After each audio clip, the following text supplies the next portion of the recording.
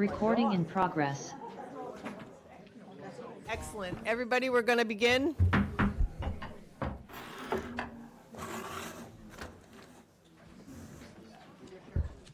Good evening and welcome to the Yarmouth Select Board meeting of March 24th, 2026. If we could please rise for the Pledge of Allegiance.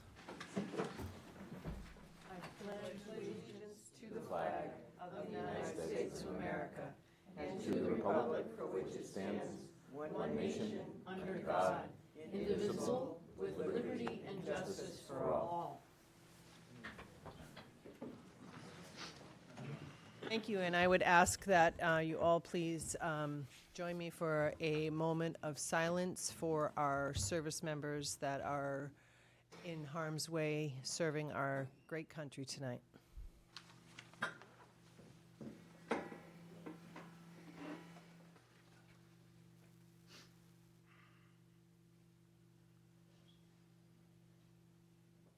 Thank you very much for that. I appreciate it. We're going to begin with announcements. I see Mary Maslowski.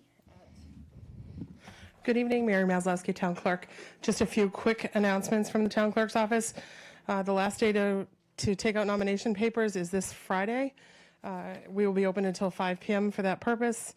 Completed nomination papers would be due back in our office by 5 p.m. on Tuesday, March 31st. The seats available on this annual town election ballot are 1 seat for moderator, 1 seat for select board, 2 seats for Dennis Yarmouth Regional School Committee, and 1 seat for the Yarmouth Housing Authority. Following up on that, the town clerk's office is holding a special voter registration date on Saturday, April 18th. We'll be open 9 a.m. to 5 p.m. for that purpose. Anybody who is not currently registered but wishes to participate in the annual town meeting needs to register by 5 p.m. that day in person, or can do it online through 12 p.m. that night. In addition to that, a friendly reminder that sticker sales are being done through the town clerk's office this year. Anyone who is still looking for a transfer station permit beach sticker, shellfish sticker, is welcome to come to the town clerk's office. For that, we are selling stickers from 8:30 to 4:30 every day. We will also be doing sticker sales on that day on Saturday, April 18th, while we are here for voter registration. So we will be available from 9 a.m. to 5 p.m. on Saturday, April 18th for anybody that is still looking for transfer station beach stickers or shellfish permits. If anybody is looking for the application for mail-in or drop-off sticker applications, those are available on the town clerk's website. It is available in the left rail of the town clerk website. It is also hyperlinked to a news flash that went out today that is on the bottom of the page. If you wish to still go online, you can still process them online, or you can complete the application, make sure you include all of the relevant information and documentation that we need, and either mail it to the town clerk's office or drop it in the now red drop box outside the side door, and we'll be happy to process that and mail it out to you. And when do the current landfill stickers expire? I'm sorry? When do the current landfill stickers expire? March 31st. So they are, April 1st is the date that they are needed. So we have been processing them at a fiendish rate. So, but we're happy to do more. So as I said, you're welcome to come in or mail them in or drop them off. Excellent. Thank you. Thank you. Does anybody else have any announcements? Liz? Yes. I would like to let people know that the Dennis Yarmouth Women's Club, who is very happy to include any of you that are not presently members, is having a meeting on Wednesday, April 8th, and myself and Carly Carey from the Dennis Select Board will be there to talk about what our experiences have been and what's going on in our towns. So that's one announcement. Also wanted to thank the Flax, Steve and Sue. They put together a show that was at the Thatcher Hall last weekend about the Yarmouth residents who, in the Revolutionary War, went to Fort Ticonderoga to bring back the cannons that were placed on the bluffs at Dorchester Heights, so that when the British woke up after a nor'easter, which did help things, they woke up and they found that the cannons were aimed on them, and there was a fort erected overnight. It's going to be further developed, and it's a play or an event that we hope to put out and to the schools and to everybody, because it's a wonderful story about Yarmouth. And I also wanted to let people know that we're going to get a crosswalk there at Thatcher Hall, so we also can go in and see things and be safe. Those are my announcements. Thank you. Joyce, do you have any announcements? I have a question for Mary, which is about the dump stickers this year. They're not actually stickers, right? The license plate will be red as you go through the driveway? Thank you for the question. I meant to mention it earlier. Anybody that does purchase transfer station access, they have moved over to a license plate reader system. It is already reading your license plate. It has been for a couple of months already. So if you have a new sticker with the same registration, there won't be a delay. For what we're doing for people, it's taking less than 24 hours for it to be recognized and uploaded into their system at the transfer station. That being said, everybody is receiving a receipt or an email from the online services system that is telling them that their sticker has been processed or their access has been processed. So people that may have purchased transfer station stickers and beach stickers, you're only receiving the beach sticker in the mail, but you have likely received a receipt that shows your transfer station sticker access is processed, or that by email or by mail if it was done through our office. Thank you for the question. Thank you. Anything else, Joyce? All set. Dorcas? Mark? Nope.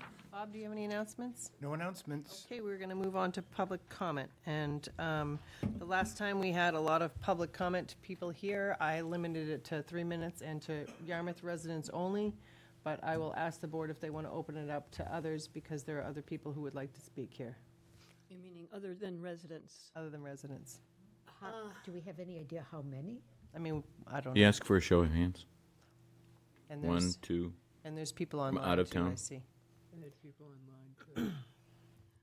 I think if we're holding it to the 3 minutes, I'm okay with the non-residents to speak, because it is a regional, if not national, concern. But it's not just one issue that they want to speak on. So, just so you know, there's Okay. residents on they're non-residents on other issues that would like to speak. So, it's up to the board. It's okay with me. I have no problem with them speaking, as long as they keep it to 3 minutes. All right. Can we give residents 3 minutes and non-residents perhaps a minute and a half or 2 minutes? We can do whatever this board is inclined to do to move forward. So if that's what the board wants to do, that's fine with me. I don't want to limit people to speak, but at the same time, you know, a lot of the things that we're going to hear are things we've heard before, and, you know, we'll be here for hours just listening. So, Everyone who was at our I wanna last meeting respect went home everybody. looking like raccoons. yeah, that was me. I want to respect everybody who shows up to address the board, but at the same time, I think, you know, if you can keep it as limited as possible, that would be great. And I am going to use a timer, and everybody will be limited to a maximum of 3 minutes. Okay, who would like to address the board? Please come to, oops, somebody's on her way. Can I sit here? 1 second, Harris. This young lady. Yeah, but you can sit there and get ready. Good evening. Good evening. Please identify yourself for the record. Yeah, my name is Chris Hammond from Precinct 7. Just talk closer to the mic. From Precinct 7, and I've been in town for well over 50 years. So the 3-minute thing kind of threw a little. I'm just going to go on. All right. The very clear and simple petitioned ballot question before you reads: do you, as a citizen of the town of Yarmouth, support the constitutional rights of all Yarmouth residents, which guarantee equal protection of the laws to all people, regardless of nationality, citizenship, or immigration status? I want to offer the basis for the wording. I won't read them out now. I'll just tell you the basis, from the United States Constitution, 14th Amendment, the Massachusetts Constitution, and from the Yarmouth Police Department website, Immigration FAQs, which I will read, we are committed to equal enforcement of the law and equal service to all members of the community, regardless of immigration status. I've been involved with the Yarmouth for Everyone group since its inception about 6 months ago. Having withdrawn the resolution brought to you late last year because it was the source of community discord, the exact opposite result of our intended unifying message, we decided to be very clear and simple with a ballot question to the people of Yarmouth. Because it's so simple, some might ask, wait, what is this about? What is the real intention, and who is behind this seemingly straightforward question? First, who's behind the question? It's a small group of local citizens, no statewide or national affiliation. And then, what is the question really about? What do we hope to achieve? Two things.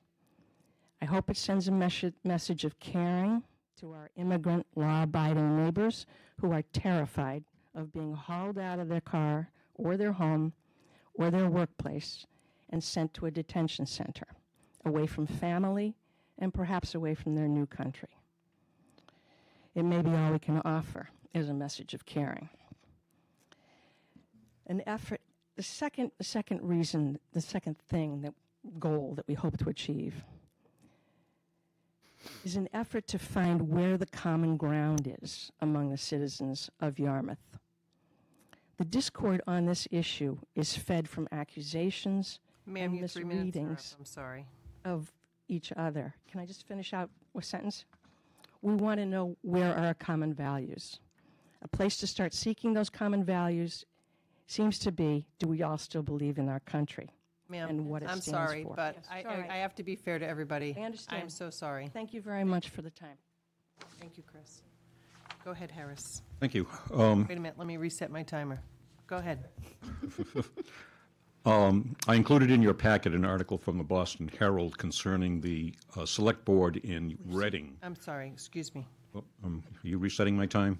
Yeah, I'm not going to reset it, but I did pause it. Well, can you please identify yourself for the Oh, record? sure. Harris Contos, Precinct 3. Okay.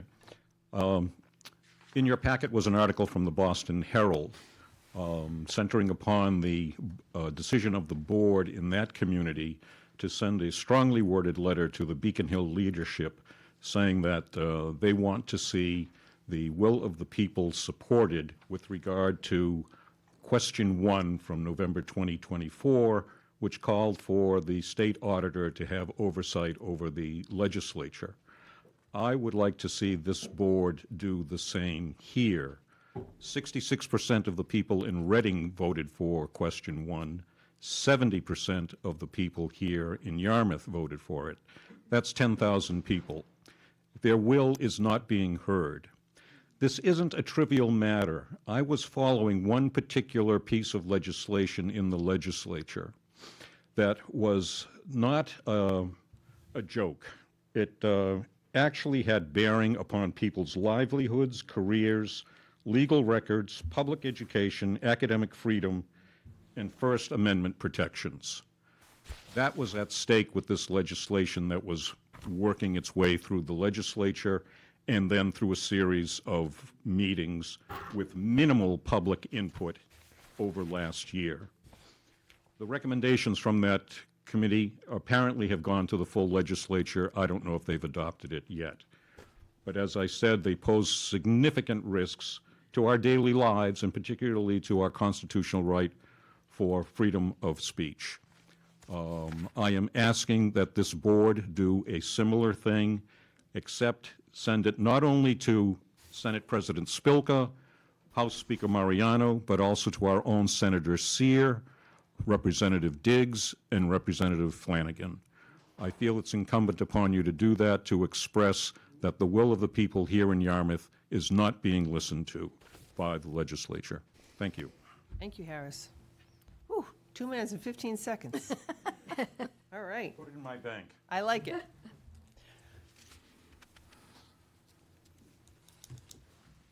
Hi, and identify thank you. yourself. Thank you to the board for making the exception for out-of-towners.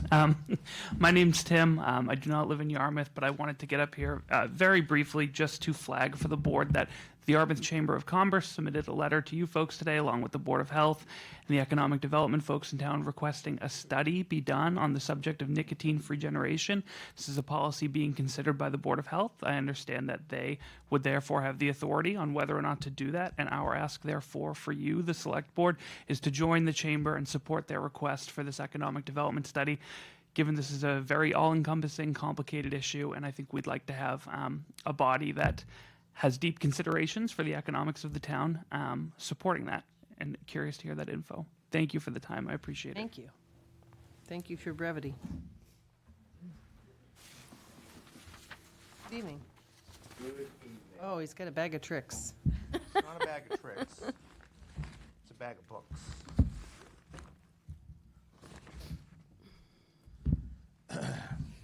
Please identify yourself for the record. Sure, my name is Jeff Avery. Live on Colburn Path. I'm here tonight to talk a little bit about the library.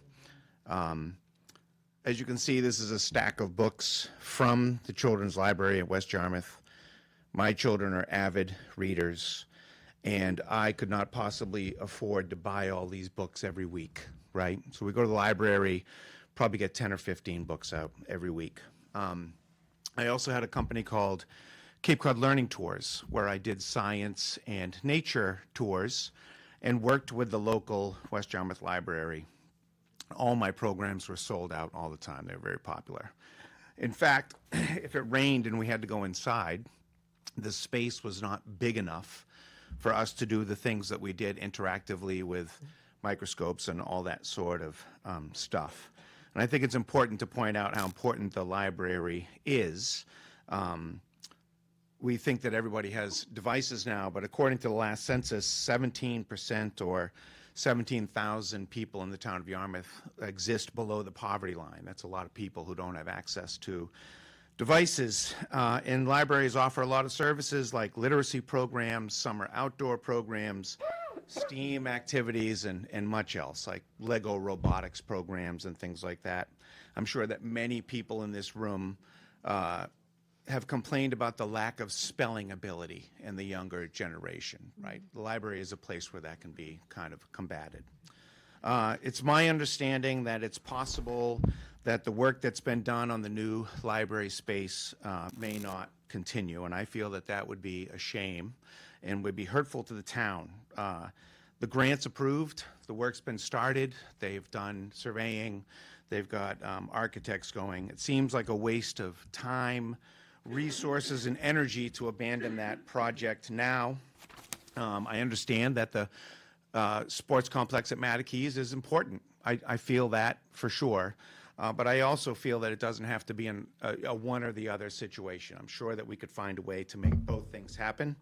I am a proponent for just turning Matakees into a full-service town facility, one-stop shop for permitting, licensing, don't have to go to 3 or 4 different buildings. And if we could do that, you could sell the buildings on Route 28 and actually have a pretty good windfall for the town, okay?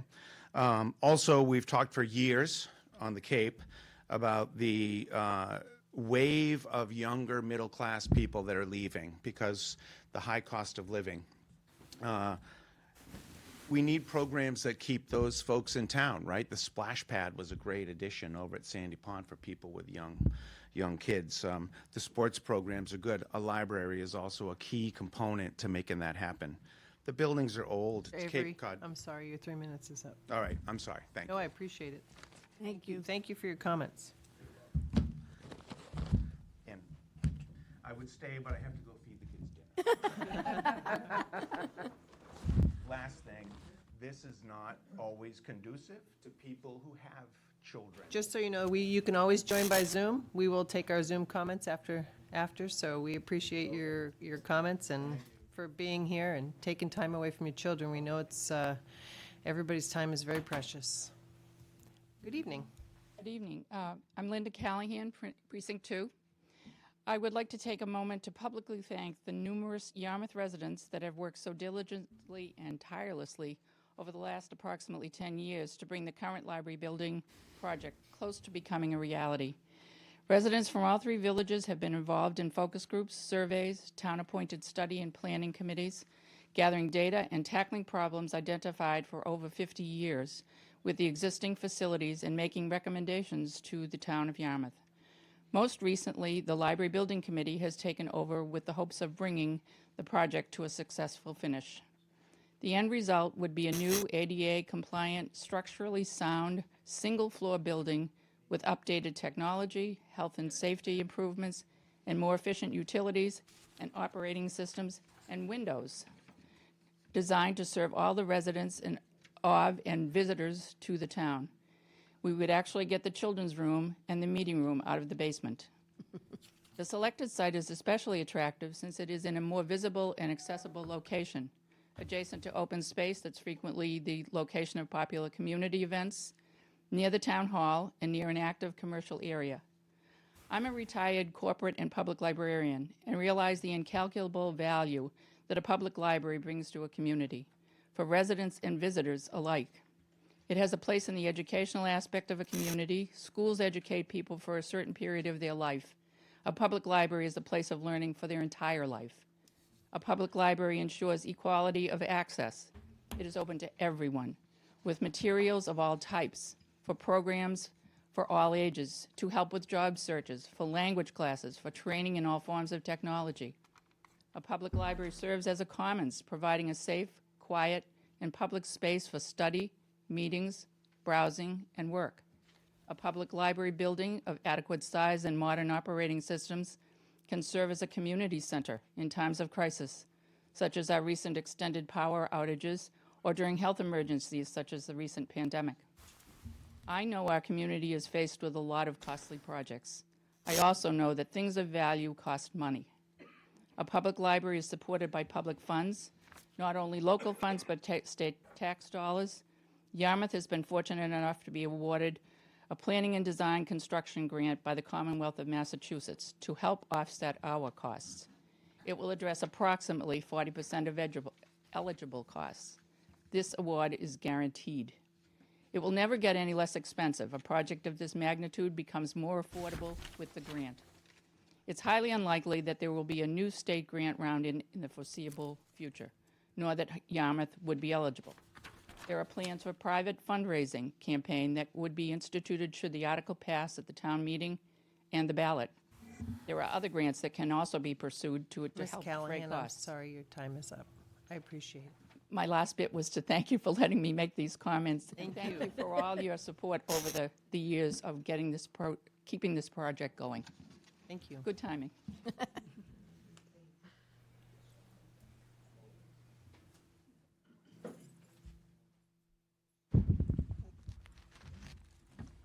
Good evening. Good evening, Board.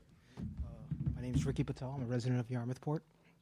Harish Patel, owner of Station Avenue Convenience Store. We're just here to bring some attention to a matter that the Board of Health of Yarmouth has been going through for these last few meetings. They've proposed a generational tobacco ban that would prohibit adults from purchasing tobacco and other nicotine. And we just feel like it's a blatant overreach, so I'm just going to read something that I've written up. My name is Ricky Patel. I've been in the tobacco business in this community of Cape Cod for over 20 years.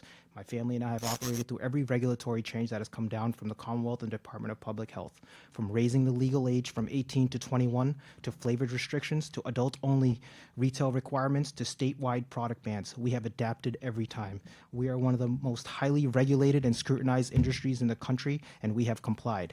What is being proposed now, however, is something entirely different. This generational restriction would permanently prohibit adults born after a certain year, for example, 2006, from ever purchasing a legal tobacco product in Barnstable. That means 2 adults born one day apart, December 31st of 2005 and January 1st of 2006, would have permanently different rights under local law. Both would be able to Both would be legal adults at 21. Both could vote. Both can serve in the military. Both could go out and legally purchase alcohol and cannabis and marijuana. Yet only one could legally purchase cigar or nicotine products. That is not equal treatment under the law. It creates a permanent class distinction based solely on birth year. Beyond the fairness issue, there are practical consequences. Barnstable and Yarmouth is a tourism-driven economy. Visitors come here to dine, shop, golf, vacation, and yes, smoke cigars, but most of all, spend money. If adults cannot legally purchase products here that are simply available everywhere else, they will go to the next town or the next state. They will simply go elsewhere. Online retailers will continue to sell tobacco and operate as planned. The town has the Board of Health of Yarmouth has no plans to stop any online retailers from continuing to sell. They're only going to hurt local tax-paying businesses. And history has also shown that prohibition-style policies do not eliminate demand, but they shift it. New Zealand enacted a generational tobacco ban in late 2023. Within months, significant enforcement challenges, tax revenue concerns, and black market expansion led to the policies being repealed. In 2024, when legal markets are restricted, unregulated markets often fill the gap and flourish, not more. We are already operating under a heavily taxed and regulated environment in Massachusetts. Licensed retailers check IDs, comply with inspections, follow strict rules, and when sales move outside of regulated channels, none of these protections exist. If the standard in Massachusetts is adulthood begins at 21, then the standard should apply equally. A 21-year-old adult should not be told that they are mature enough to make some legal decisions but permanently barred from making others solely based on the date of their birth. Finally, I would ask the board to consider consistency in public health policy. If the concern is adult health, that conversation should be comprehensive and evidence-based across all regulated substances, not targeted selectively at one industry. I'm sorry, your time is up. I just wanted to say something. I'm sorry. Okay, I'll start it over.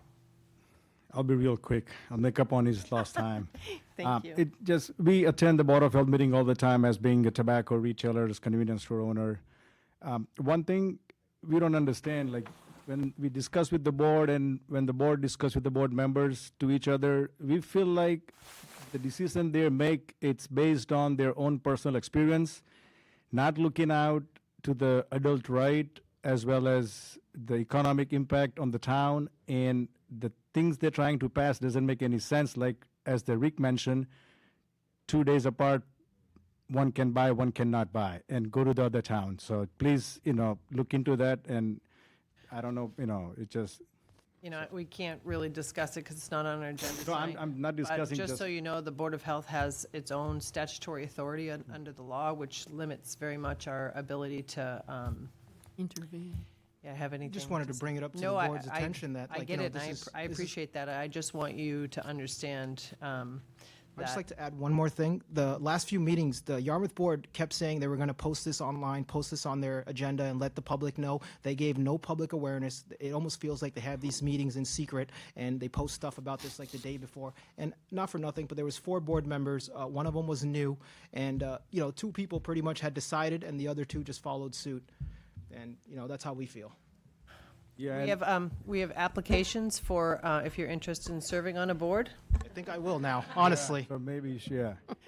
I'm sorry. In New Bedford, we had the same situation. We went to the select board, and they did add Board of Health comes to the meeting, and they did resolve the matter. Well, unfortunately, because of open meeting law, we can't discuss it No, this I'm evening, just- but I'm just saying that at We'll- some point in time, we can see if the board's We'll reach out interested to you in and- meeting yeah. with them and talking, but at this point, I just want Absolutely, people agreed. in the public that are hearing this to understand that, as you know, they have their own A lot of people statute. don't even know this has already happened and that they've already voted on it. I've talked to numerous residents and customers, and they've all said we had no idea. And I just want to add one more thing. The Barnstable Board of Health just refused it today. They just rejected this new proposal that Yarmouth went ahead with. So Yarmouth will be a no town, and Barnstable will continue.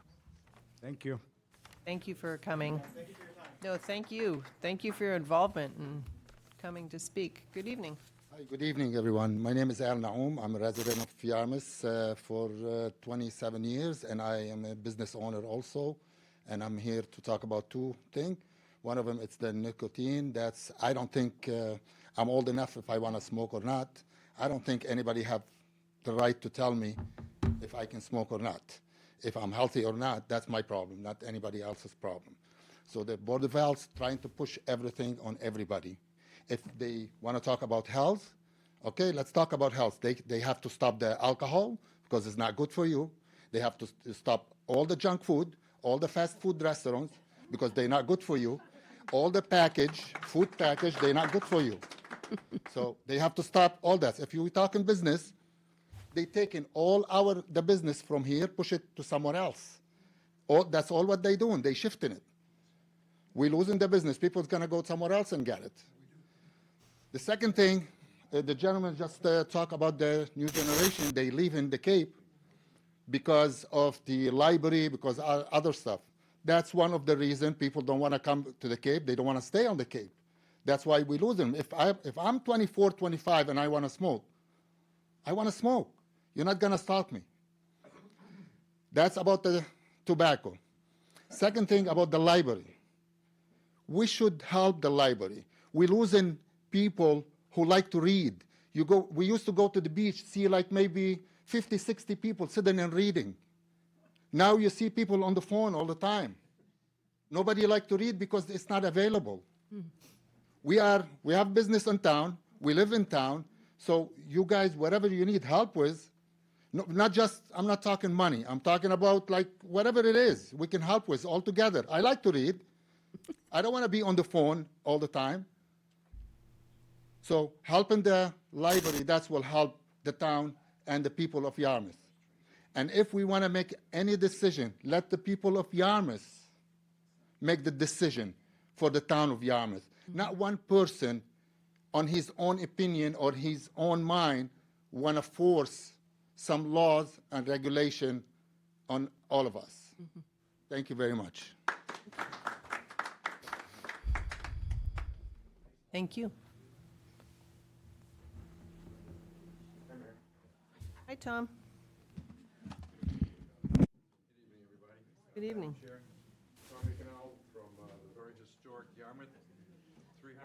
Excuse me, folks. Just 1 second.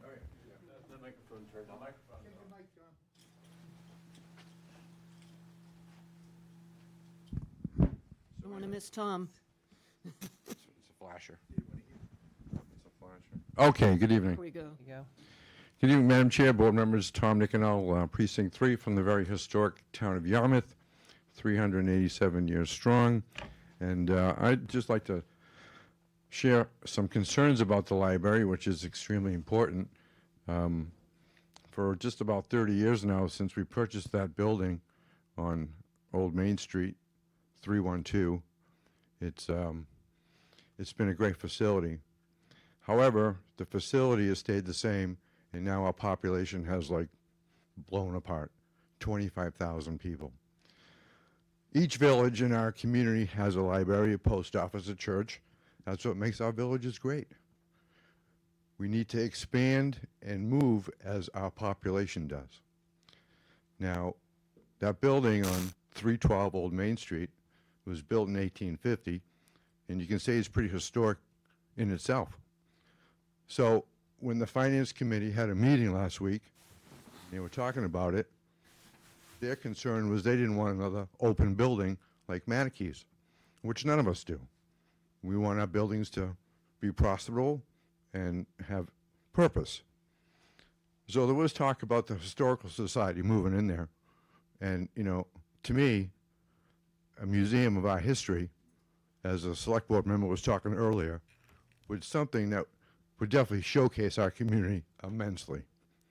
And if the library does go through, which I hope it does, because we all know we need it, and that building becomes a museum down on Old Main Street, what a perfect place.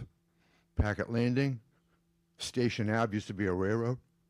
Those little shops on 28 and Pleasant Street have seen merchant after merchant after merchant. Maybe there'll be a souvenir shop there.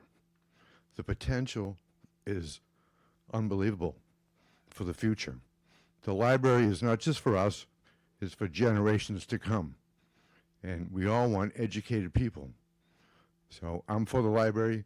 I'm for talking about making a museum in Yarmouth down at Packet Landing in the most perfect spot it could be. Thank you. Thanks, Tom.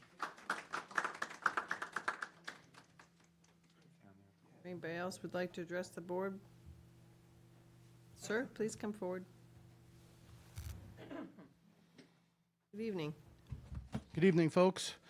I told my friend this evening that I would speak my mind and I'd either follow the script or I'd go off script, but due to the time restriction, we're going off script. Okay, but can you please identify yourself for the record? Yeah, off script. Bill Kerwin, Precinct Yarmouthport. I'll have a number for you next time. Okay. I want to start here by telling you about my 14-year-old, who is absolutely exceptional. She's been an A-plus student ever since they started with the grades. She was looking forward to that. She didn't like that number thing they did in elementary school. And for the last couple of years, she wanted to go to the tech because her brother went there, and we did the tour, went through all the shops, but she won't be going there. Now, the reason that she won't be going there is because the first time, admission is no longer merit-based. It's based on a lottery.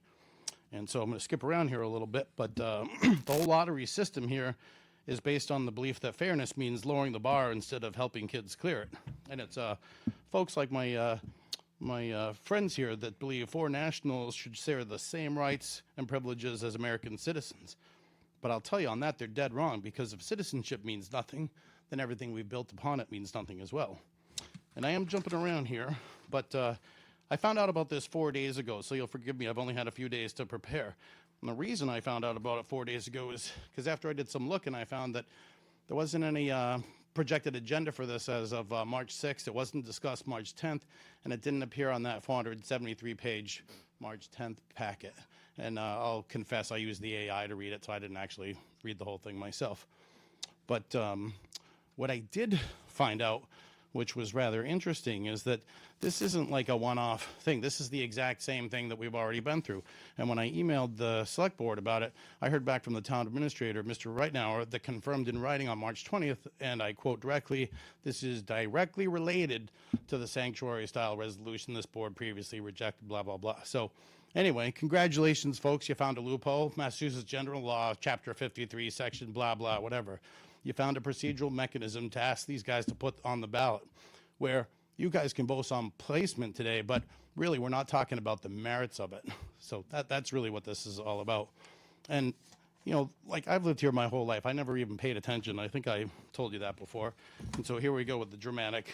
This is the file that I found, okay? In 2 hours' time on the internet, I've got 38 pages of 37 years of activism from these people, 3 arrests.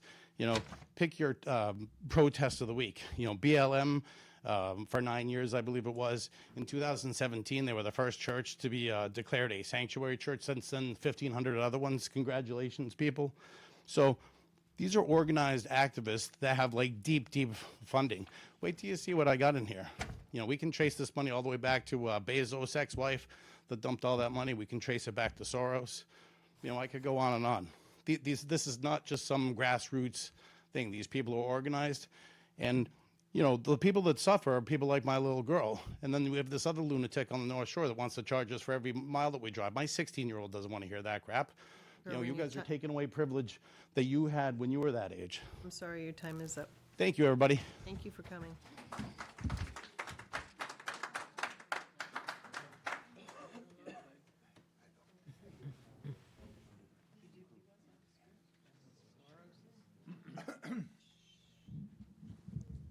Folks, please, if you could keep your comments down. We need to try to hear the speakers. That'd be great. Thank you. Go ahead. Okay. Tom Sullivan, Precinct 1, West Yarmouth. Actually, the new name is Captain's Hill, section of Yarmouth. We have a new name. I got a couple things. One, I'm not here to support any overrides. We're looking at 3 of them in this town. The library, the schools, and I think the town. Now, town needs to cut its spending. The town doesn't have an override. You're coming in with a level-ended budget? The town doesn't. It's the Cape Tech, the DY Right, the school. Cape Tech, all right, I forgot about that. Cape Tech, DY, and the library. Depth exclusion is an override. Maybe they can come up with better funding, like a bond, but I won't support it. I didn't support it the last time. All right, you're talking about people trying to live here. They can't afford to live here, period. As it is, you want to raise the taxes. The other thing I want to discuss is this petition article. Doesn't belong here in the town of Yarmouth. We have no say on immigration, period. There are laws in the book about how to treat people. If people are being harassed or discriminated against, there's avenues to file complaints. Very simple. All right? But as far as immigration goes, we have no control over it. That is all at the federal level. All right? Our police department is handcuffed by it. Only thing they can do if they arrest a person and they run the person and they find out there is a retainer on them, they can call ICE. They're not breaking any laws. They're just doing their job. ICE will come down, pick it up, and that's it.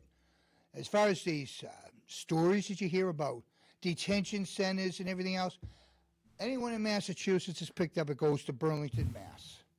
It's a pretty nice facility up there. All right? They have to put them someplace. All right? They have, believe it or not, there's a judge in there. They have a quick hearing if they found they hear it illegally, which is a criminal offense. They have broken the law. Now, the president and Congress gave the illegals an opportunity to leave this country. They even gave them money and put them on a plane to leave to come back legally. All right? They gave them that opportunity. Take advantage of it. Because if you're thrown out of the country and you come back in, you'll never be a citizen. They can never be citizens because they are convicted felons. All right? Even though it's a federal misdemeanor, it's basically a felony. So we have no control over it. So I hope this board tonight, you have the option of putting an end to this. Do it. Vote it down. That's it. Because I think the townspeople will vote it down. And we have no control over it. All right? So I got my 3 minutes just about up. Yeah, you're at 2:55, so. I did regain my time afterwards. I stopped it for a second when I said something. Okay, no problem. Okay, thank But you. as I said, I hope the board doesn't, in effect, say no tonight on this petition. Okay.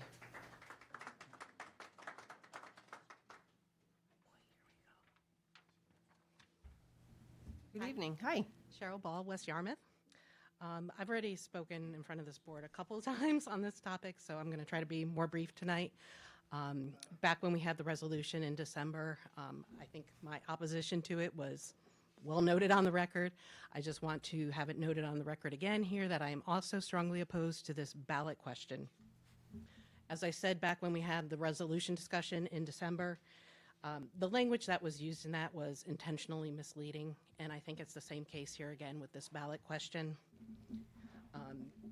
The language that's in there, it sounds harmless and it's agreeable, but it's carefully crafted to push a political agenda without ever saying so. This whole shenanigan is fundamentally dishonest. It asks residents to affirm constitutional rights as if they're up for debate. They're not. They are our constitutional rights. They're written and we abide by them. It's not a real question, it's a setup. It's a rhetorical trap to pressure people into endorsing something that's actually much broader. Frankly, it's childish to try to force adults to sign on to a feel-good statement just to satisfy a couple of people's political virtue signaling. Constitutional rights do not apply equally in all cases.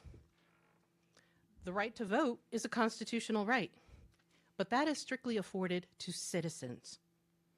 So the sweeping language about supporting constitutional rights, regardless of citizenship or immigration status, completely ignores that distinction.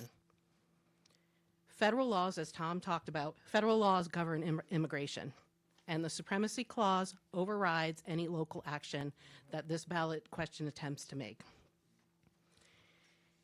This isn't a question about policy, it's political theater, and this production is being put on by liberal left-wing radicals. Bill mentioned it. You can dig into the history of the people who have submitted this petition. They're going to bring chaos and a circus to this town. 35 signatures are not the voice of this town. It's a small fraction trying to force an agenda onto everyone else. This is designed so that if you oppose it, they can pretend you oppose basic rights. That's their game. We saw that clearly with Jim Wolf, who came up in front of this board and said, if you don't sign on to this, Ms. Post, you are opposed to immigrants, which is absolutely ludicrous.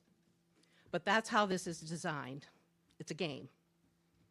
As we've just heard, Yarmouth has real issues. We've got overrides, we've got septic things going on, we've got a library issue we're talking about. This ballot question doesn't solve a single problem in Yarmouth. In fact, it's a distraction and a divisive one. I urge you to reject this ballot question and focus on the work that actually matters to the citizens of Yarmouth. Thank you, Cheryl.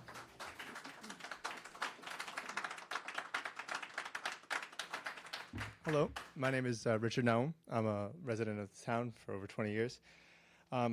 Tobacco, again, the nicotine-free generation. I don't have some script written up, but just wanted to bring a few things to your attention. I know you told us that you have limited reach in what you guys can do, but I just wanted to bring to your attention that we, as the people, are not being heard from the Board of Health.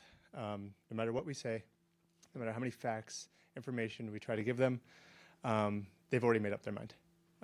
They, like the gentleman I spoke about earlier, they just decided already. And we just came from the Barnstable hearing. They just declined it. They just threw it out the water, because the explanation that he gave was that it's complete overreach from a town level to make a decision this big. They said that this should be brought down from the state. That they don't do legislation. That something like this needs to be brought down as a law, and then the people can decide. Not, excuse me, but 4 or 5 unelected officials that decide how businesses should be run. That's really all I had. I just wanted to bring it to your attention. Like I said, we're just not being heard as business owners. We love this town. We love to do business in this town. We love to donate this town. We love the public. My father spoke earlier. We love the libraries. We love the beaches. We love everything. We want to stay here, and we don't want to be driven out. They're driving us out. Well, we appreciate you too. Thank you. Guys.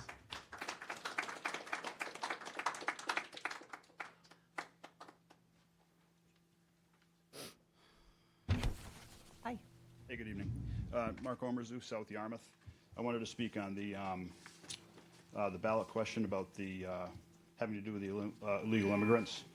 I wrote an email to the select board in early February discussing this. I also spoke briefly at a meeting in Falmouth when they were talking about possible ICE operations on the Cape. But I just want to remind the board that according to U.S. Code 1324, bringing or harboring illegal immigrants knowingly into the country, get the exact language here, encouraging, inducing an alien to come, enter, or reside in the United States, knowing in or reckless disregard for the fact that such coming to, entry, or residence will be a violation of law. So hold on one second. I'm sorry, I'm very distracted. Can everybody please keep their comments down? I can't hear you. And maybe if you speak a bit more into the mic too. Okay. Would help. Go ahead. So just going to federal immigration law again. It's not up to the Commonwealth of Massachusetts, the town of Yarmouth, the county of Barnstable. That falls under federal law enforcement. There haven't been any new laws enacted. There haven't been any executive orders enacted. What the laws on the books are the laws on the books. It would be my argument that knowingly enticing or encouraging people to come to the town of Yarmouth because they think we're going to be friendly to people here that are breaking the law, I would argue would put anybody that supports that, in violation of federal law and could potentially make them a criminal. I also don't understand why, as I read the resolution, because from what I understand that language is directly tied to the resolution. In the resolution, it says that it spells out plainly in the resolution that it does not support noncompliance with state or federal law. You're directly supporting noncompliance with federal law if we're going to be, excuse me, making a welcoming environment for criminals to come into our community. I think it's dangerous for our families and for the people that don't want ICE in the neighborhoods. In our neighborhoods, then the simple thing is to just take any language regarding immigration status out of anything you're going to put into the town language. That way, it just takes that out of play. And as far as any ice activities or anything like that to go on, the best thing we can do is just, cooperate with federal law enforcement. And you're not going to have ice into the communities. That's a little off track on what I wanted to say, but at the end of the day, I just think that taking any language regarding illegal immigration out of anything that goes into the town language is the best bet. Otherwise, if we create a welcome environment, according to federal law, that could be construed as, violating federal law and undermining federal law. Thank you, And I Mark. think it's your responsibility as a select board to just Time is not up, even sir. entertain this. Thank you. Thank you.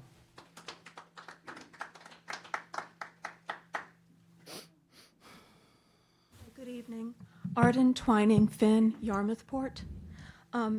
I can't really expand more on the excellent presentations, specifically by Cheryl and the other speakers ahead of me, but I do want to just say one thing. The question at hand that is being considered says, do you as a citizen of the town of Yarmouth support the constitutional rights of all Yarmouth residents, which guarantee equal protection of the laws of all people, regardless of nationality, citizenship, or immigration status?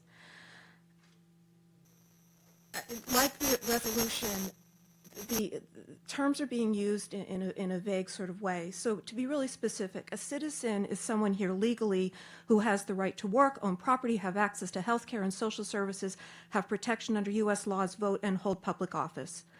A legal resident of the town is someone who is legally residing in Yarmouth but does not qualify to hold office. For example, a part-time resident, such as my husband and I were before we moved here permanently.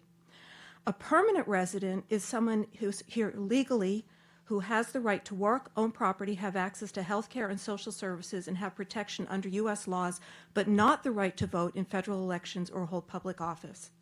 So by saying resident, you're lumping everybody in under the same thing. And resident is the most broad term, which means anybody who happens to be living in the town. Now, illegal aliens do have rights under the Constitution. They have the rights of due process, freedom of speech, freedom of religion, and equal protection. We all have equal protection. So my question, that's really the point of what I'm talking about, to expand on what the other people have said, is what is the point of this question that is being proposed to be asked of all the residents? Where everybody has equal protection, everybody has rights under the Constitution, and everybody has rights and protections under the law. This doesn't add anything. Just like the resolution before, it didn't add anything. All it does is it introduces potential confusion and potentially a signal that we are going to be a welcoming community for illegal aliens, which we do not want to be. We want to be a welcoming community for everybody here legally. Green card holders, people from other states, people from Massachusetts who want to come here, and tourists. The resolution talked about residents and visitors, which was very purposely misleading, because resident, again, can mean anybody leading here, and visitor could have meant anything. If instead the original resolution had said citizens, legal permanent residents, legal residents, and tourists, then it would have been very specific and there wouldn't have been as much confusion about it. I see the same problems in this question, is the same kind of ambiguity and the same kind of potential opening us up to things that we shouldn't be open to. Thank you. Thank you.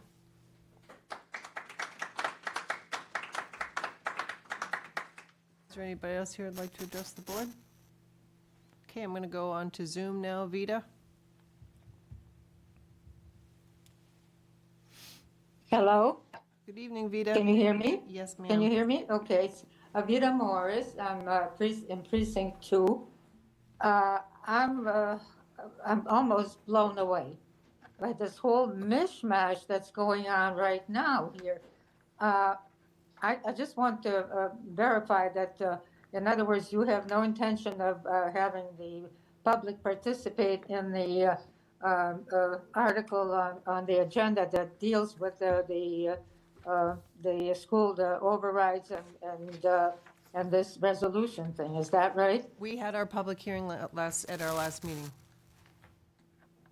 I guess I must have missed that then. But this mishmash that is going on right now of all these different topics. But anyway, I guess you had, if you had the public meeting at the last, public participation in the last meeting, you did, abide by the years and years of people trying to get us to participate in the budget process, the taxpayers to participate in the budget process. And but it's being kind of abridged, it seemed to me, more and more so as the time has gone by. And we're going to end up being where we were to start with, I guess, before people demanded that we get some participation in that process.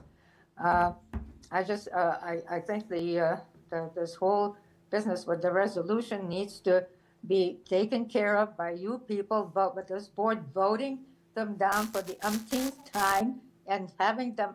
This last person has spelled everything out so completely, but I guess the people who are proposing it are not going to be interested in hearing about that any more than they have been in the past.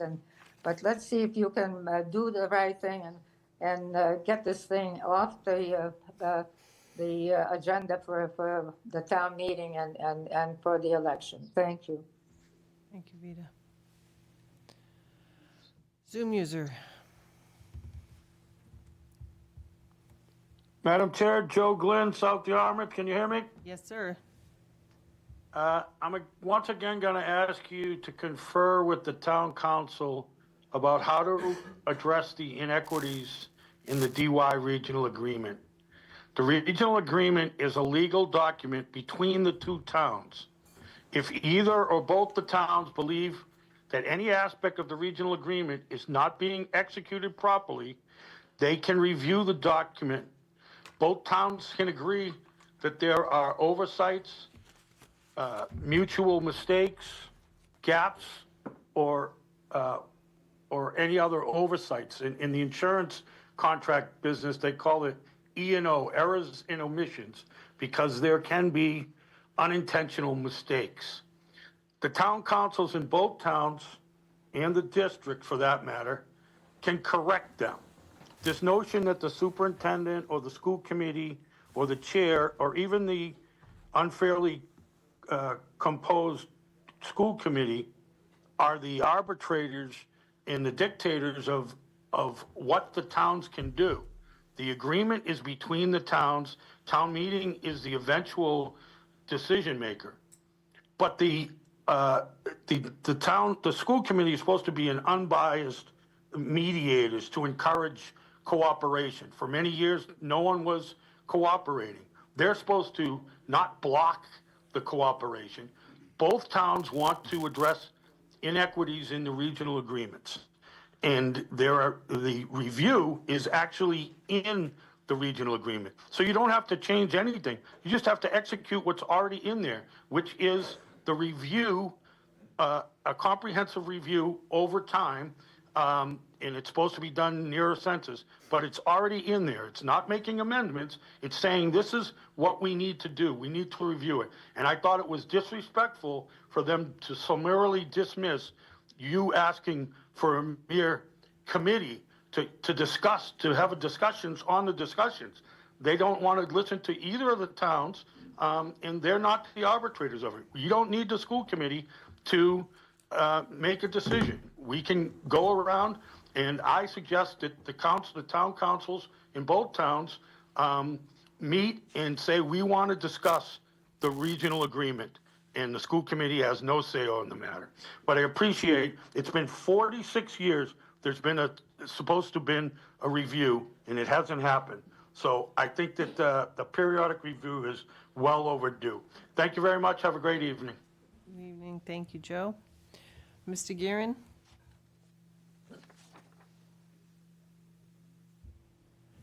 Yes, good evening. Christopher Guerin, South Yarmouth homeowner and taxpayer. I share the concerns raised by the previous speakers about this non-binding ballot for the Springtown meeting. Lately, we've seen an uptick with the use of non-binding votes and resolutions that are used to mislead the public into thinking these votes and resolutions are actually legally binding and that surprisingly turn out to be full of hidden agendas. For example, the Barnstable County delegates recently passed by one vote, essentially a non-binding resolution in support of Senator Sears' luxury home transfer tax.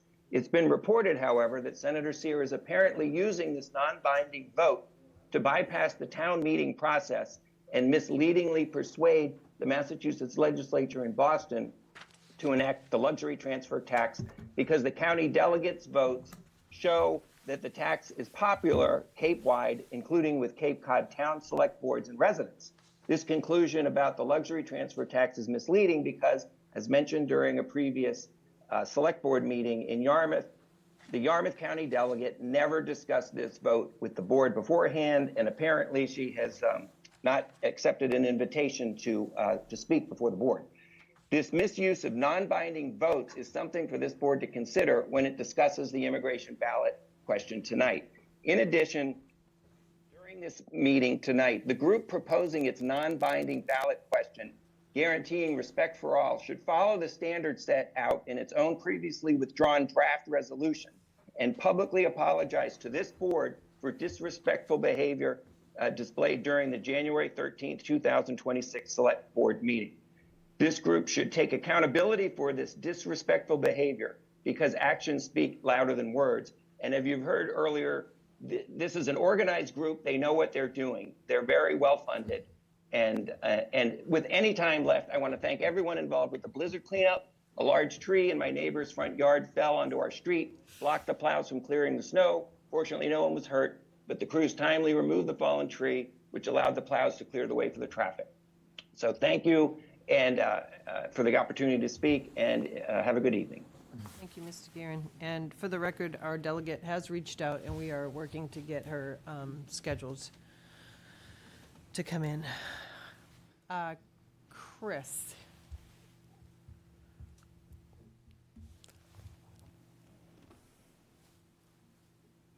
Hi, Chris. Can you unmute yourself? Oh, there you are. Certainly. If you can identify yourself for the record, and your time will begin. Nope, you just muted yourself. Yeah, hit it one more time. Okay, there we go. Okay. Hi, Chris Greeley. I'm not Christine Greeley from West Yarmouth, and I am not a technical person, obviously. You're doing just fine. First of all, I want to thank you for your patience and endurance in taking these comments from all of us in the public. It is really a display of the testament of your duty to this town, and I want to note that it's difficult. I've watched the budget meetings. I've watched a variety of the meetings. First of all, and it must go with the name Chris, I guess, I was also going to commend the town for the work that was done during the blizzard of 26. In particular, I had the misfortune while the power was out and my Comcast was down and all, that suddenly the carbon monoxide alarm in my basement went off. And our fire department came in 3 feet of snow, traipsing up again, trying to get up through there to come and take care of the issue. And luckily, it was not harmful. It was some kind of a malfunction within that system. So I just want to commend the work that was done in this community by so many of the people employed by the town. So thank you very much. Secondly, I wanted to comment on the overrides. Obviously, because I'm on the school committee for tech, I think you could see during the presentations to both the FinCom and during the presentation to you by Dr. Sanborn, the kind of real close monitoring we take on the expenditures for the district. And so I have a question. In the override for the schools, is that one override for both Dennis Yarmouth and Tech, or are they two separate overrides? We're going to be discussing that later in our meeting, Chris. Okay, because one of my concerns is that I think that I would like to make sure that Tech is looked at independently for the work that's done. I mean, the kind of report that you got the other night from Bob is very much what we get on a monthly basis, in which that budget and the expenditures and everything are gone over in our school committee meetings intimately, along with presentations by staff in terms of what they're doing for the education of students. The lottery was held March 17th, and so hopefully some kids got in from Yarmouth who really wanted to get in. But I want to say again, thank you very much for taking comments, and good evening, and I will watch the rest of the meeting by being quiet. Thank you. Thank you, Chris. Is there anybody else that would like to address the board before we move on to our agenda item? Okay, seeing nobody, we are going to go to our 6:15 item. Our 6:15 item is a discussion and vote for a new shellfish aquaculture lease application. Good evening. Good evening. Good evening. Hi, good evening. Dave Condon, Director of Natural Resources for the town. And Christian Hayes, I live in Yarmouth Port. Thank you. Welcome back. We've seen you before here, before us. Finally. So, Mr. Condon, if you want to give the board, this is not a public hearing, it's a discussion. If you want to give the board an overview of what the ask is, that would be great. Yes, Madam Chair. As you said, Christian was here back on July 23rd, 2024, and the board gave unanimous approval to start the shellfish grant process. We have a pretty significant shellfish grant waiting list, which Christian was on for, since 2019, I think. And typically, the grants that we roll over are current shellfish grants that are already established. Somebody gives up the grant, we'd go to the next person on the wait list. In this case, Christian proposed a new shellfish grant location. Currently, we have two up in Cape Cod Bay, kind of between like Wharf Lane and Bass Hole on that sandbar. And this is a unused location, basically wedged between two existing grants, kind of a no man's land that couldn't really be used for anything else. It's all a sandbar. Very little product was found out there. Christian started the process. The Division of Marine Fisheries gives a whole checklist of the whole process you have to go through. Obviously, it's very lengthy. You guys gave him the okay to start the process back in 2024, and we're finally back here, unbelievably, almost 2 years later, after having Christian's completed the process. So the memo that you have from me basically outlines that he's gone through the Division of Marine Fisheries, complied with the MEPA, Massachusetts Environmental Policy Act. He's gone through the U.S. Army Corps of Engineers for the permit for the gear on the bottom, gone through the Waterways Shellfish Advisory Committee, the Conservation Commission, and Mass DEP. I don't know how to put it any other way than he's checked all the boxes. Took him 2 years to get here, and the ask is for the board to approve the new grant location and issue the shellfish aquaculture lease license for 5 years, which is the standard that we always issue. And you should have a draft of that in your packet. If not, I have one here. And any questions or anything? Great. Okay. We will go to the board. Does anybody in the board have any questions? Madam Chair? Yes. I very much appreciate the situation that you're in and what you're trying to do. This got a very favorable review last time. However, since then, there have been some questions that have been raised regarding our shellfish program, and they're being reviewed by the Division of Marine Fisheries. I'm very concerned about any actions that we take that may not be consistent with the state's guidelines. So I'm requesting that this board postpone to our next meeting, since the review is going on right now. I would like to postpone this discussion and a decision on this until our next meeting, in which we can hopefully have some questions cleared up and we can properly, with a clean slate, make a final determination on this. But the application itself, I have seen nothing here that would change my opinion from what's been presented, but I just want to make sure that everything that we're doing is totally legal and totally proper. Second? Okay, is there discussion on the motion?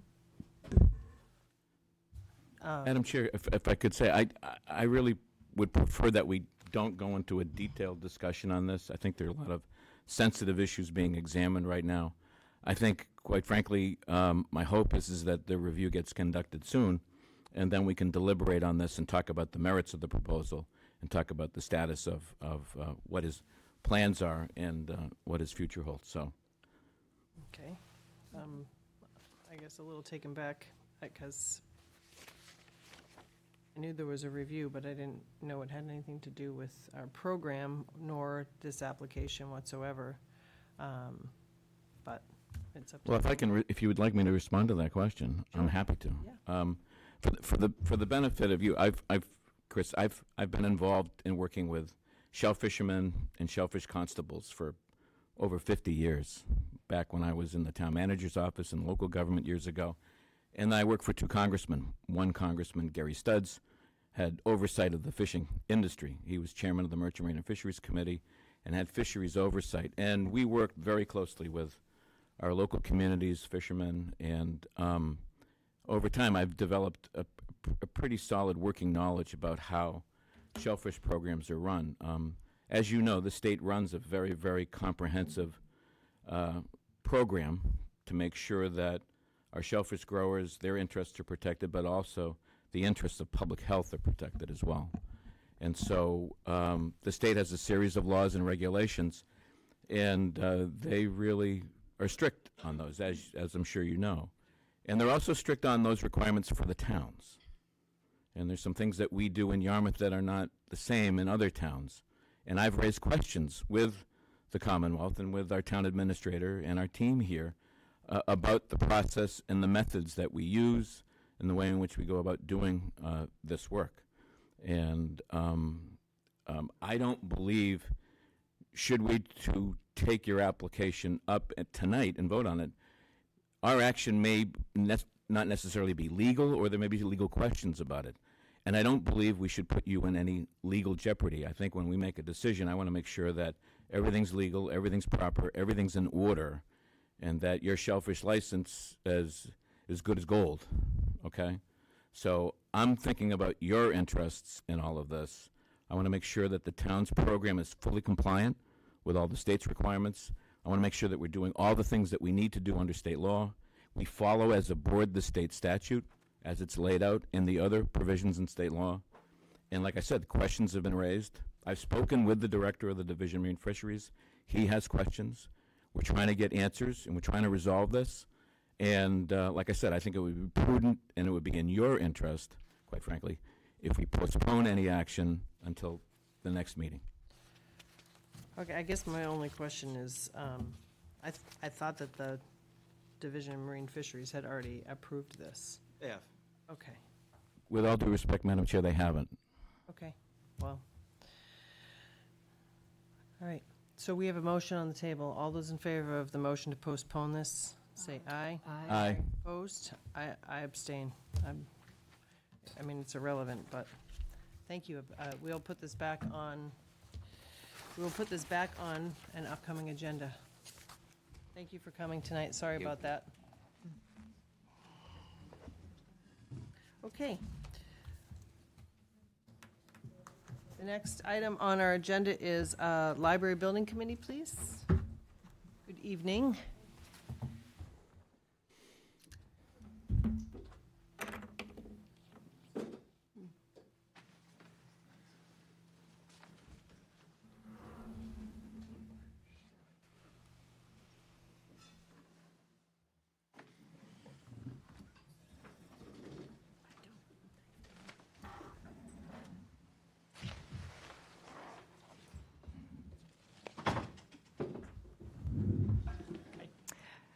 Good evening.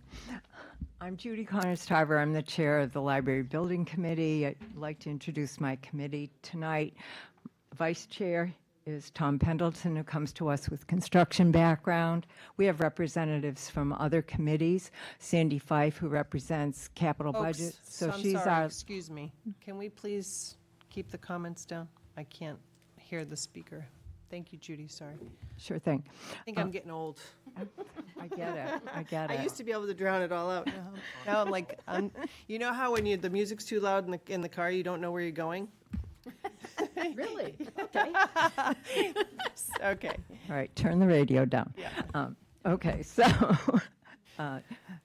Tom Pendleton, Sandy Fife from Capital Budget.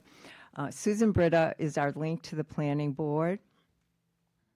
Our at-large members, John Greco is here.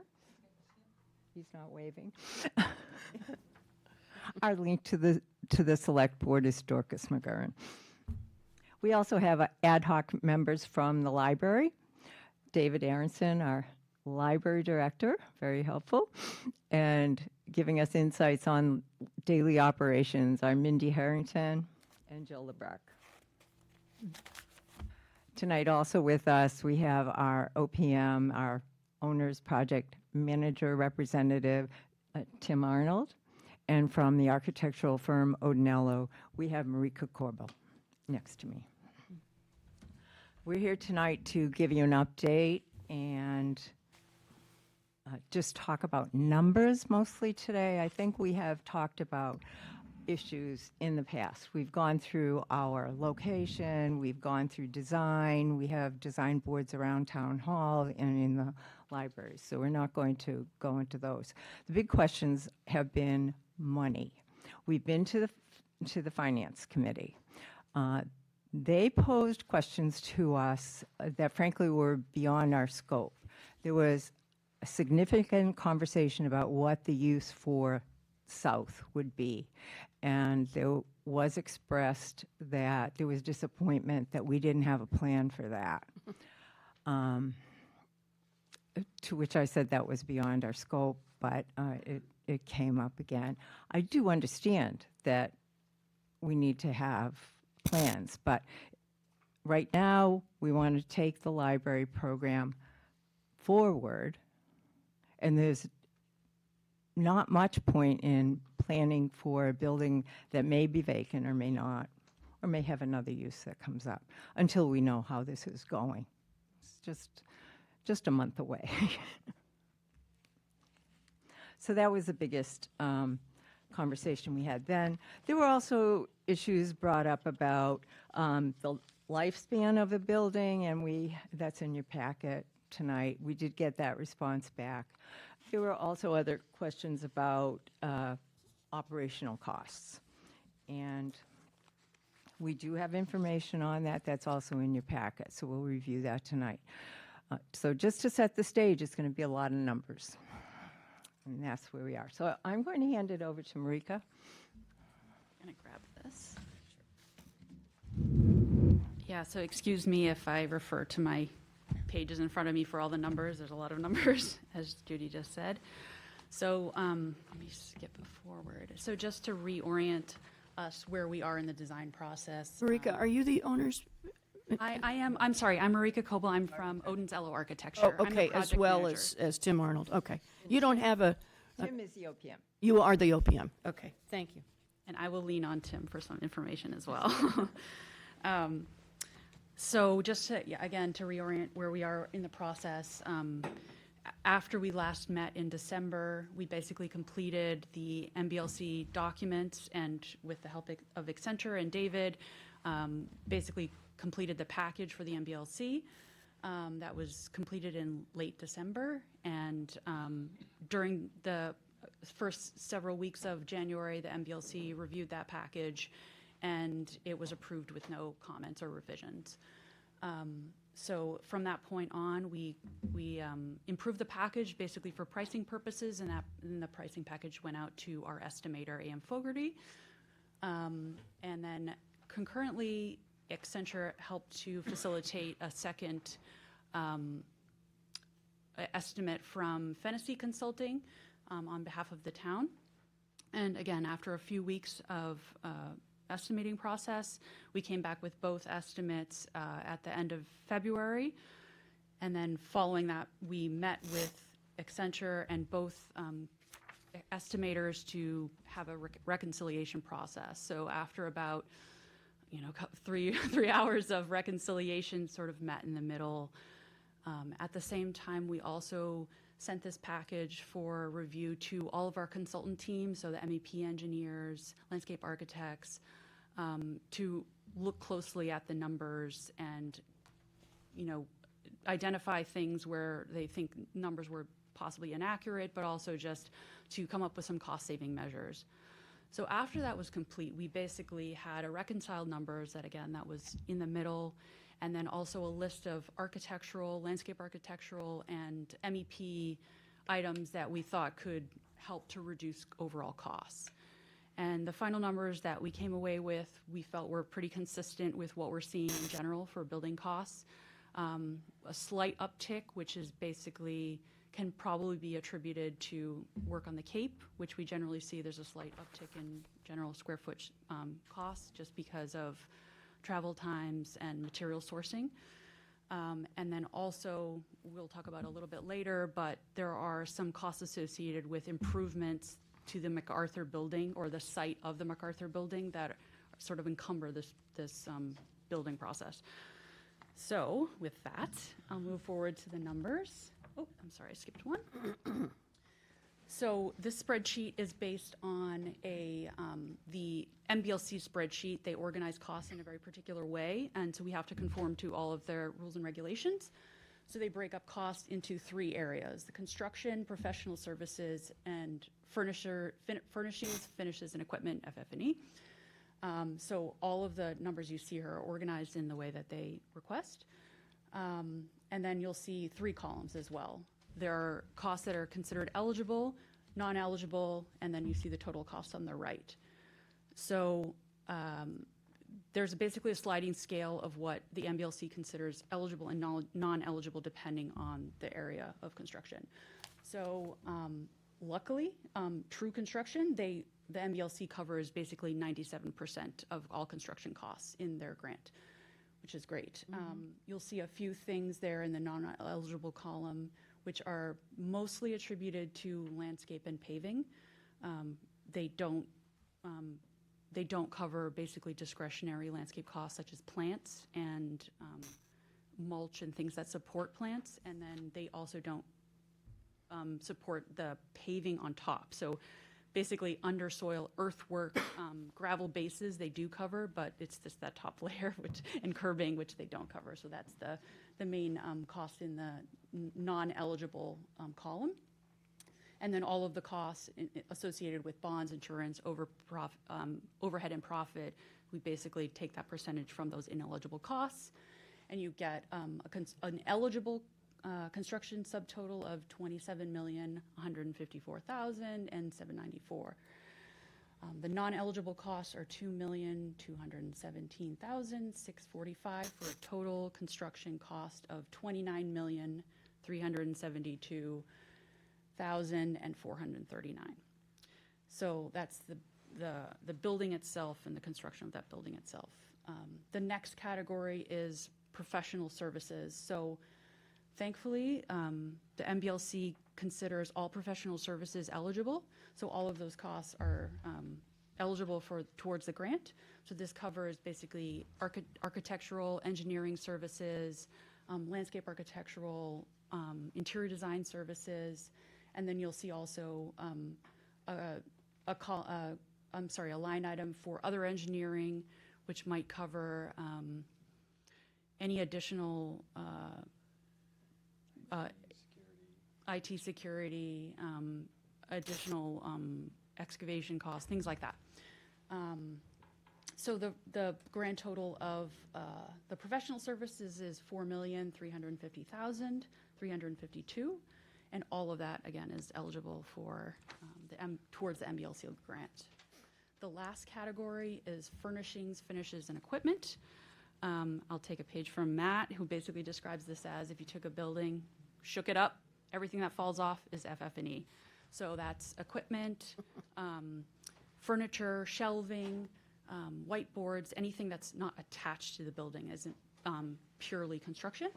So unfortunately, the majority of that is ineligible, but some of the critical things for library function are eligible, which includes the shelving and tel data equipment. And there, you'll also see a line item for utility back charges, which is an estimate at this point.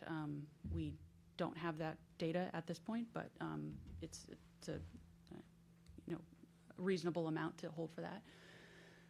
And then you'll see as well a design services contingency of 3.5%. So this would cover basically, it's a cushion basically. So if there's any non-expected professional services that come up during the design process that couldn't have been predicted, so further excavation, hazmat costs, anything like that would be covered in that contingency.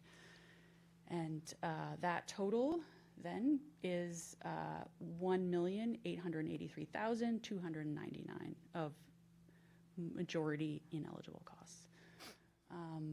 That totaled with the professional services and other expenses, which basically are only moving costs because, you know, the cost of land is considered to be gifted, so there's no cost associated with that.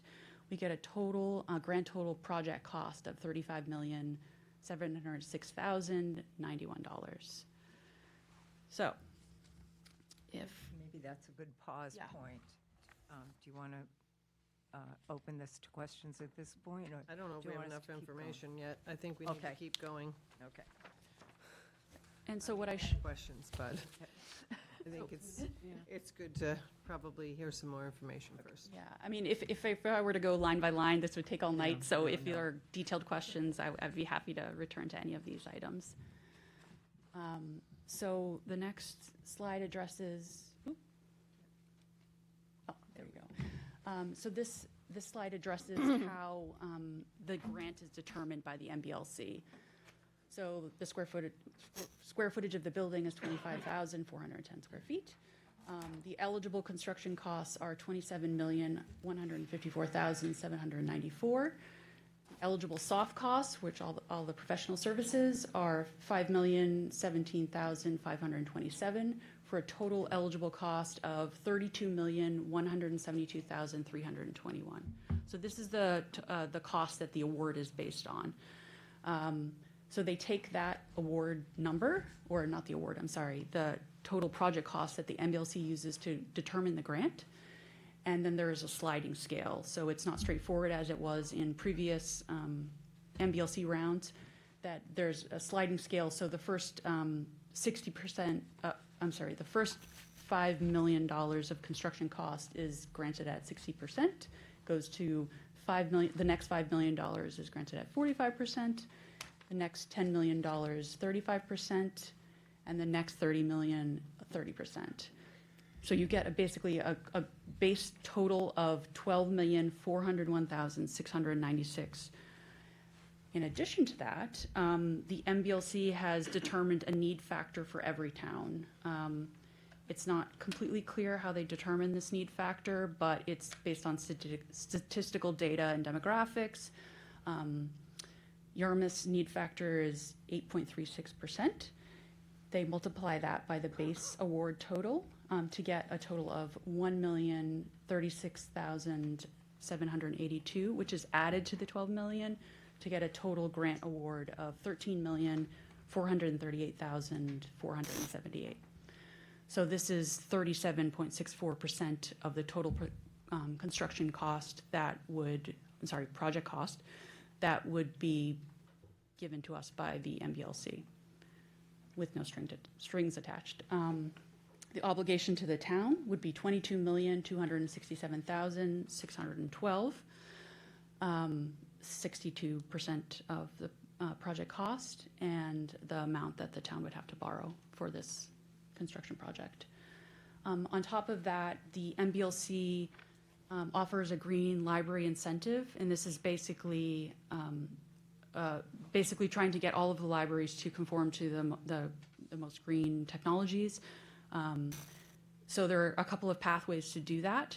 One of them is LEED, which the town elected not to pursue, and mostly because LEED comes with a associated cost that we projected at about $130,000 that would be backed out of the total grant award, the Green Incentive Award.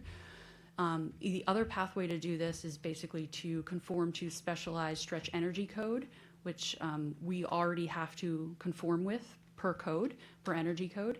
So basically we will have a fossil-free building that is all electric, solar ready, and we basically have to do this per energy code for Massachusetts. So we can basically achieve the Green Library incentive without pursuing LEED and basically doing what we would already have been doing during the design process. And that amounts to $403,154. So I should speak a little bit about some of the ineligible costs, which I didn't touch on before, and one of them is improvements to the MacArthur building site. So we basically, when we were creating the estimate, we had them divide it into portions, one portion being library-only costs, and there are some shared costs. So the existing MacArthur building has 48, we've talked about this before, I'm just reminding you, has 48 existing parking spaces. The new library needs 83 to meet the MBLC's guidelines. We looked at solutions that would leave that parking lot untouched. It's very, very difficult to do because of the arrangement of it and because of the quantity of parking spaces that we'll need overall. And it probably would not amount in cost savings to try to leave that untouched. So we basically incorporated the existing parking, assume that we'll have to pull it all down and create one big conjoined parking lot that serves both the needs of MacArthur and the needs of the library. In doing so, we're also improving MacArthur's access. We've created a new drop-off for them and basically improved circulation, improved parking lot. But it would be difficult to complete the library without doing those improvements. So it's technically slightly elevating the square foot cost of the library because we're including it in our overall costs. So the 83 is required based on the 25,000 square foot. I'm sorry? 83 parking spaces. That's correct. Is required because of the square footage of both facilities? No, that's the library only. So how many will be? So we are basically retaining the existing 48 spaces. 48 plus 83? That's correct. Yeah. And we have identified a couple of areas on our site plan where you could potentially increase the parking or at least, redistribute parking. But we are limited because of this site, because we're kind of constricted between the MacArthur building and the depression that's in the site already, and also the property line. So we are we're doing the best we can with what we have, essentially. So that amount, though, the breakout amount for the parking lot. Let me find that. Aha. Tim, thank you. So the breakout amount for that specific parking lot is $724,227. Oh, yeah. Sure. That number also includes the sewer connection for the MacArthur School building. That would also be incorporated as part of this project.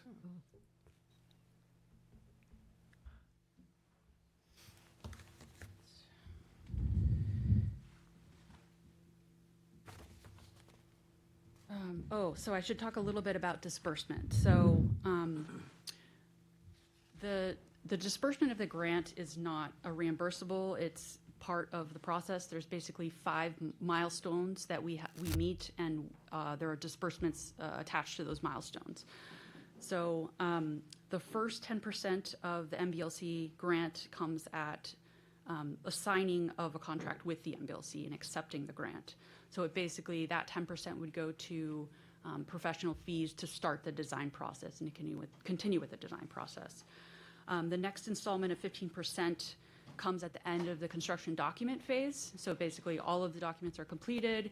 We get another 15%, followed quickly afterwards with the next 25%, which comes with the signing of a contract with the GC.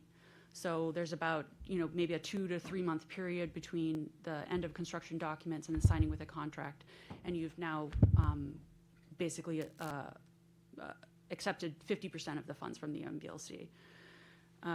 The next disbursement is at 25%. 25% comes basically when the building is mostly complete with construction. You have a certificate of occupancy, and then the final installment comes when the GC is completely complete. All affidavits have been filed, and the last installment then becomes basically just reimbursement because the building is already in service. And then following that, you can apply, once you've made it clear that you've conformed with the objectives of the green building incentive and proved that your library meets all those objectives, you can get reimbursed for the green building incentive, which is the other $400,000. On top of that, the MBLC does require that the town do fundraising. They aren't specific about the dollar amount. They just require that the town makes efforts to do that fundraising. I don't want to speak for Judy and Tom, but our numbers they've projected a fundraising goal of about 2.5 million. Is that correct? Okay.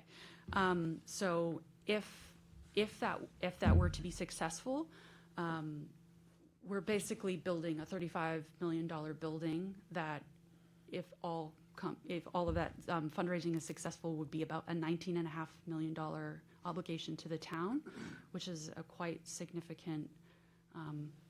It's quite significant, and I think it's a really big opportunity for the town to really consider. There have been, the last grant round, I think, was about 5 years ago.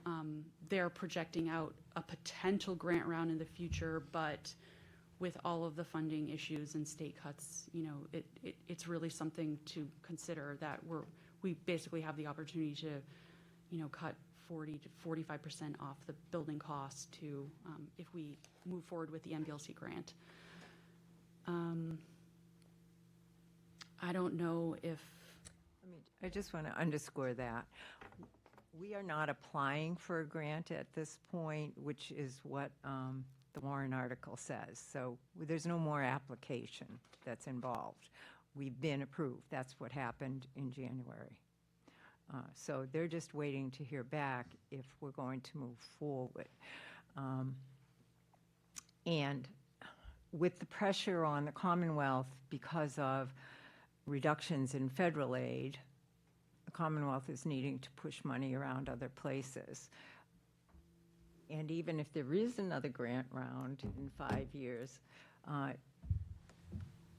let's take this grant round. If we don't take on this grant round, we basically get pushed aside, and the next people on the waiting list, there's an established waiting list. Falmouth is pretty high on the waiting list. So They have a big library. Good heavens. yeah, but there's that East Falmouth Library. That's, yeah, it's the East Falmouth. But the point is, there's a waiting list, and we would be pushed aside. We probably also wouldn't have a favorable reputation were we to do this again. Having gone through this, we got one grant that has been funding all of this, along with matching money from the town. So they've already given us money. They've already moved us forward. So this really is kind of a once-in-a-generation opportunity for Yarmouth, even if MBLC goes forward with more rounds. I mean, this is, again, I just talked to Andrea from the MBLC a couple of days ago, and her line is basically that it's never going to be cheaper to build a building than right now.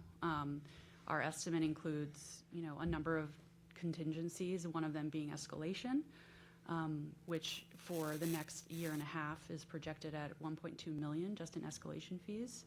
That's only going to get exponentially worse over the years. And then if you are burdened with having to build a new library without the funds coming from the MBLC, it's going to be a much more expensive endeavor. Mm-hmm. So it's just something to really consider. Tom wants to jump in. Oh, of course. Hi, Madam Chair, and members of the board. Thank you for having us here tonight. We really appreciate it. And thank you for nominating me to the board. It's been a learning experience, one that I'll always remember. You pull the mic closer to you, Tom. You need to be closer. It's closer to the mic. Yes. One thing I want to point out, Marika hasn't talked about this, and it's not her purview, but the two libraries that we currently have in town, we're not going to talk about Yarmouth Port at this point, but those two libraries, the buildings are not ADA compliant. And they do require a tremendous amount of work to be brought up to code. There's also a lot of, probably remediation work to be done at both of those libraries. So if this library, if this does not come to pass, people will be coming back to the town in order to figure out how to bring those two libraries up to code. And I think this money is well spent. The opportunity to do this again in our lifetime is not going to happen. And one thing I think I said today, I met with a couple of people. I said, we need to get the kids out of the basement. I mean, Mindy and her staff do a tremendous job with the kids program, with the teens program. But going down to the basement, I brought my kids there when we were raising our kids. I would not take my grandkids there now. I just wouldn't do it. We need to get the kids out of the basement. So that's my 2 cents. Great. Do you have more in your presentation, or? Yeah, I just want to touch on a couple of comments that Judy touched on at the very beginning that came up at the FinCom meeting. So they questioned the longevity of the building, which is quite a difficult thing to predict, but we can reasonably assume that it could have a service life of 75 to 100 years or more, but that is highly dependent on the kind of upkeep that the building has over the years. So a mass timber structural frame is inherently long-lived and can last well over 100 years. We're assuming that the building will be clad in something like Alaskan yellow cedar, which is naturally rot resistant and well conditioned for New England, or some portion that could be slate shingle. Again, weather really well. Most of the building would have a TPO membrane roof, which usually has a life expectancy of about 25 to 30 years before it needs to be replaced. The triple glazed windows normally last about 30 to 40 years with proper upkeep. So at some point you might have to reseal them, repaint, things like that. But then after a certain point they will become obsolete. And our systems are all electric with, we're expecting a VRF system. And usually they have a useful service life of about 25 years. So at some point you do need to switch out the mechanical system. That's just typical operating for a mechanical system. But again, the shell of the building, the envelope, the slab, the enclosure basically can last for many, many years and serve many generations. And finally, there was some questions about the operating costs of the library. Again, this is really difficult to predict as you look decades into the future, and they're dependent on a number of factors. So our mechanical and sustainability teams got together and looked at the design, and basically the way they backed into the figures was that with the current Massachusetts Energy Code, a building of this type must meet either Tier 1 or Tier 2 building performance targets, which is 30 or 35 kBTUs per square foot, which amounts to a an electricity consumption in the range of 224 to 262 kilowatt hours per year. 1,000 kilowatt hours. 1,000, sorry. So this is based again on current energy rates. If the rates continue to fall between 25 and 30. I don't think the word fall is appropriate there. Yes, okay. If they remain steady at about 25 to 30 cents per kilowatt hour, the annual energy cost of the building would fall between $56,000 and $78,600 per year. But that is highly dependent on the final systems that are chosen, mechanical systems, their EUI, and the energy rate structure in the town. However, they've also determined that our building is capable of meeting net zero, which basically means that the building with a solar array could produce as much energy as the building needs. We have enough square footage to account for that. Right now, the numbers do not include the solar array itself in the numbers. It accounts for all of the infrastructure that would be used to support solar. So we're required by Massachusetts Energy Code to provide all of the infrastructure, wiring, electrical services to support a solar array, and the structure must be designed to support a solar array. But the solar array itself is not in the budget. But if the town were to move forward with getting a solar array, we do think it could, like I said, achieve net zero and produce approximately 240,000 to 350,000 kilowatt hours annually. There is a little bit of a discrepancy between what the building produces and what we can reasonably use. And part of this is because of, winter, it's about seasons, right? So peak times may not match up with the peak productions, and winter is obviously less productive than the summer hours. So there is still probably some buyback that the building would need to do from the grid and they came up with a figure of about $11,000 to $15,000 for utility, even with a solar array. That's being very conservative. And then on top of that, there are some tax incentives and other kind of grants that you could look at for purchasing solar and also for just having the solar on the building at all. And that is it for us. I think too. The building a little?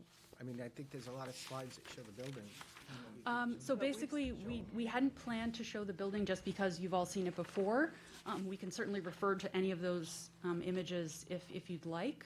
They're for reference, but if anyone wants a reminder of what the building looks like and what we're proposing. I have one question about the building, which is just probably a little bit bizarre, both because you just talked about solar arrays, but it appears to be a flat roof. It is. From the pictures, and I mean, with our snow and situation here in New England, is that It typical? isn't a flat roof, it actually is pitched. So it is pitched at a comfortable pitch for New England weather. The renderings don't appear to be. I know. Right. It's a quite a low pitch. I think it's about 2 to 12 right now. Is that normal for New England? It is. 2 to 12? For commercial buildings and public buildings, yes. There are plenty of flat buildings in New England, especially commercial buildings. Commercial buildings are all flat. And it is, solar panels are often. The schools that like Mattakees. but- Tracy's thinking about M.E. Smalls. Well, not only Emmy Small, but Mattakees, that they both have leaking issues and, tar that they have to constantly put to make, we're spending millions of dollars because they're leaking from How old the are those water. buildings? They're older. Yeah. They're significantly older for sure.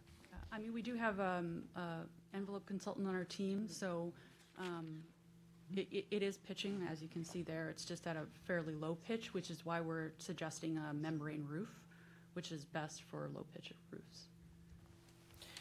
Most cost effective I do as well. too. I'm going to ask some questions first, if you don't mind. But contingency at 6%, is that, our last public project was more upwards of 10%? So this is a little bit deceiving, and I'm going to let Tim talk about this because he's well-versed in contingencies, but that it's not quite accurate that it's only 6%. Yeah, so again, on a new build, we typically see a construction contingency in the range of 6 to 8%.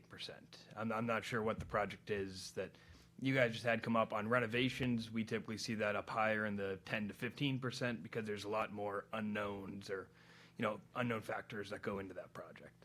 Kind of as Marika said, again, that 6% is purely for construction, unforeseen conditions, post-bidding, once we start construction.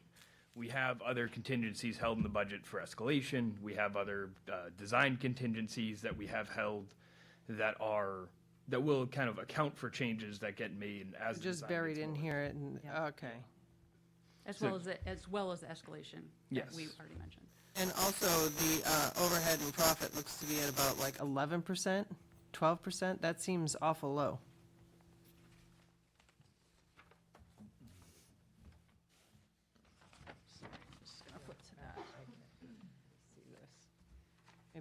Maybe I'm not calculating it right, but can you tell me what percentage you held for overhead and profit in there?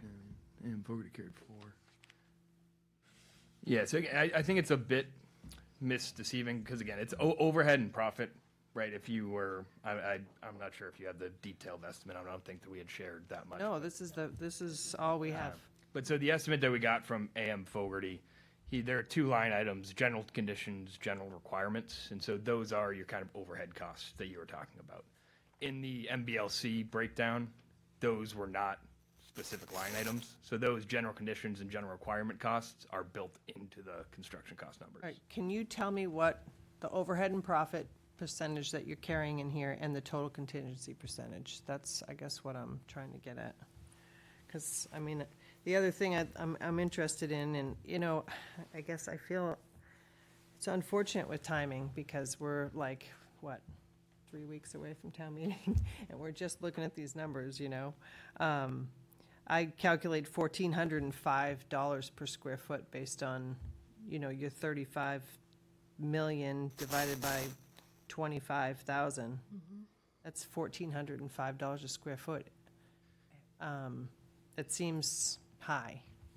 So yeah, so that if you're looking at total project costs, that's well above. The $1,000 that we had been talking about throughout this whole process is the construction cost, the actual cost to build the building.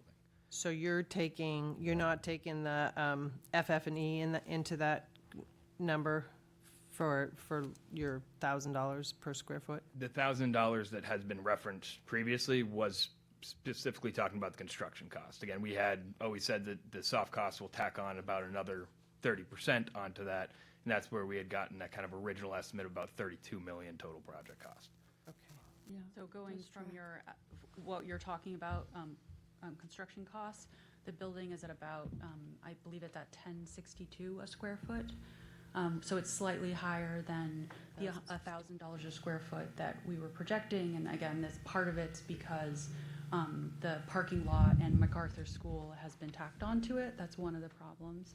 And part of it's just a normal general uptick in costs that come from working on the Cape. Okay. Close to and that, I see like microphones are at $250,000, but I don't see. So that is. Oh, I'm sorry. No, it's okay. You can answer that. That seems high, but in all of these, I see bookshelves, furniture, but I don't really see any cost for actual library aid items, books, things like that. Is that in here? No, those wouldn't be in here because. You have to go to the mic. Sorry. Obviously, when we move out of South Yarmouth, all of those collections would be transferred. I understand, but if we're trying to provide the residents more, we're really not providing the residents more for this. That's going to be additional costs. Those costs are built into the budget. The materials budget is part of what you appropriate every year for the operation of the library. Right, to So fill that- how many square feet? It's a dollar amount that goes up every year. So that's not really, that isn't really a question of, there's a life cycle to the collection. We constantly, go through materials in different ways, update materials, weed materials. So it's just part of the. I understand that. I've been here for years, but what I'm looking to say is that you're telling us we need a new building because we're not supplying and we're not able to provide the citizens everything that they need, and it's going to be the same, just in a different building. Well, that's not exactly, there are a lot of other things that this building would enable us to do that we are not currently able to do because of our space constraints. For one thing, we would be able to maintain a larger collection. We're currently, in a situation where we're very space constrained, and we're not purchasing as many physical items as we might otherwise do. They're not issues of budget as much as they are issues of space. You have the money for it, is what you're saying.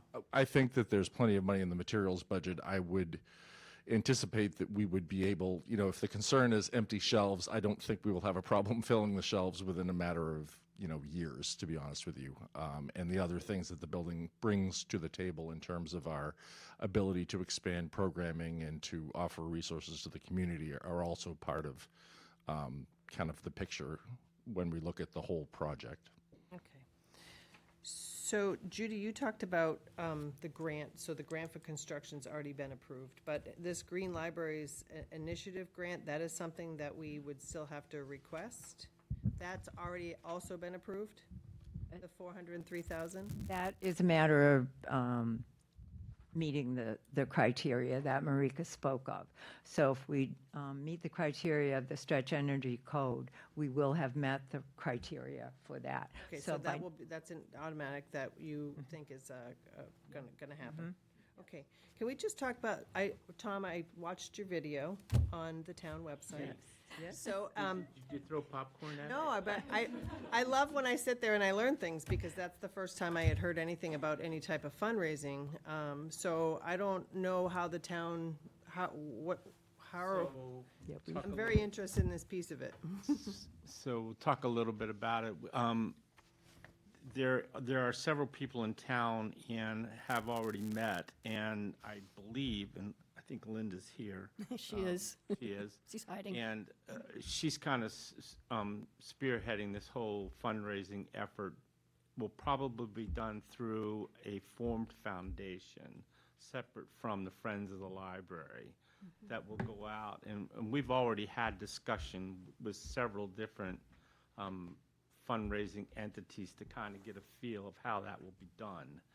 And once we're approved and we're up and running, we have basically the full 3 years to kind of meet to raise that money. We can raise it all along. Now, it could be through naming rights, it could be just through general donations, it could be several different methods, but that is the goal. And we will start that once this project is approved and we're ready to go. We will start the fundraising process. Okay, there's a lot of mechanics there from a town. There are from mechanics. the town. You're right, From but a we- town perspective in terms of receiving Yep. that type of fund. Can't. Right. We Well, can't. well, and we But need to. there will be people outside of the library building committee and others who will do that. It won't be us. So we've spoken to several of the libraries. In fact, Eastham did a successful fundraising project. I believe they raised somewhere in the neighborhood of $4 to $5 million. Norwell, some other libraries that have been recently built around the state have done the same thing. So we've talked with them, and we've kind of figured out the mechanics. So I know that the committee, the fundraising portion of this, they're ready to go. They're ready to go. And It was just interesting, because that was the first Yeah, I and heard I about think- that piece of it. I mean, it's good, but obviously I want to bring the cost down. I think we made that clear in our submission to the MBLC that that's what we would do. That the townspeople, not you, but the townspeople would make the effort to do the fundraising. It should also be noted that there are a number of grant opportunities available to libraries, so if there are certain things that you are like maybe desires but not must-haves, there are a number of grants that can satisfy some of the needs. Like if you need certain equipment or certain furnishings, sometimes there's grants available for $10,000, $30,000 here and there that are available to anyone. So Okay, it's well, something that's that great. can. I just hope we have the staff to be able to write and look for all these grants. Do we know what our energy, what the solar array costs would be to the town, as well as what the current energy cost is to the library? It's very difficult. We did look at it, but it hasn't gone through. So basically, that's something that the energy or sustainability team would look at in design development. We basically used average production cost to come up with a figure around $600,000 for a full solar array, perhaps more. Was it? Okay. It's really difficult to predict at this time without having a full solar design and not understanding how much production the building. So given the orientation of the building, how much energy we can produce and how many panels we would need to produce the amount of energy we need. So am I reading this wrong, that you're saying that 20% would be purchased at the rate, so that the savings would be the 11,000 to the 15,000 a year with the solar array? Is that what that says? Okay. So Conservatively assume So I that think That's a cost. with the solar array and again, this is a very conservative number that our sustainability team came up with. We could predict needing to spend, between $11,000 and $15,000 a year on energy because of, peaks in valleys in how energy is produced by a solar array. So you might have some operating costs even with a solar array, but without it, you could potentially be spending between $56,000 and $78,000 a year just in operating cost for energy. I guess what I'm looking to try to ascertain is the return on investment, right? We're gonna invest $600,000. How long is it gonna take to? Usually, I mean, that's pretty standard now. You can look to 8 years. I mean, that's pretty much what we're using as Years the for, in their, payback for and their lifespan is 20? 30 years. 30 years now? I think the other thing too. And it's also protecting your plastic roof. For your in memory. The other thing too is, I know through the architect and through the OPM, we make a concerted effort during the construction process to seek out grants that may be beneficial to, may pay for a portion of those solar panels, so the town wouldn't have to fund the full amount. So that would be an ongoing exercise as construction is being done. The building will be solar ready. It'll be ready to go. But we will make a concerted effort to seek out other funds to provide the solar panels. Okay. Well, I'm just gonna add my comments to this before we go to the other board members. I can tell you that I'm so very grateful for all the work. I know it has taken years to get here. I personally don't want to miss an opportunity for a grant. I just wish that we had pared it down some to a more affordable number that I feel like the town will be able to support. And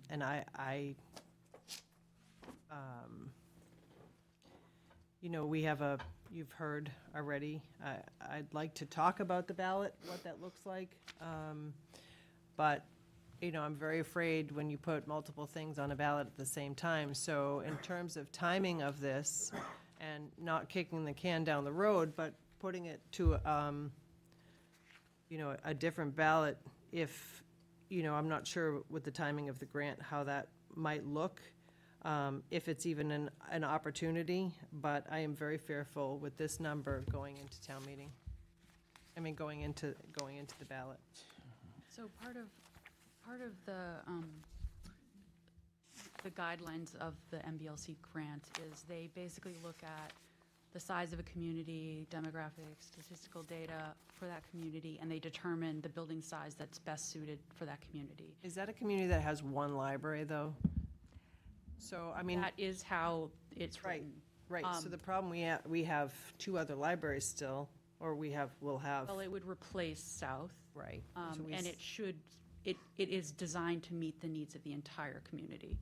And as far as I understand from David, West Yarmouth is not serving the entire community. It's some portion of the community and has limited hours. So we have to design the building as if it was going to serve the entire community. And again, those guidelines that the MBLC used to determine that building size is a little bit out of our control, and they have determined that size. And with a building of that size, there's a square footage cost that just comes with a building of that size. So there are limits to how much we can basically reduce the size of a building. And one of the ways we are not allowed to reduce the size of the building is purely based on cost.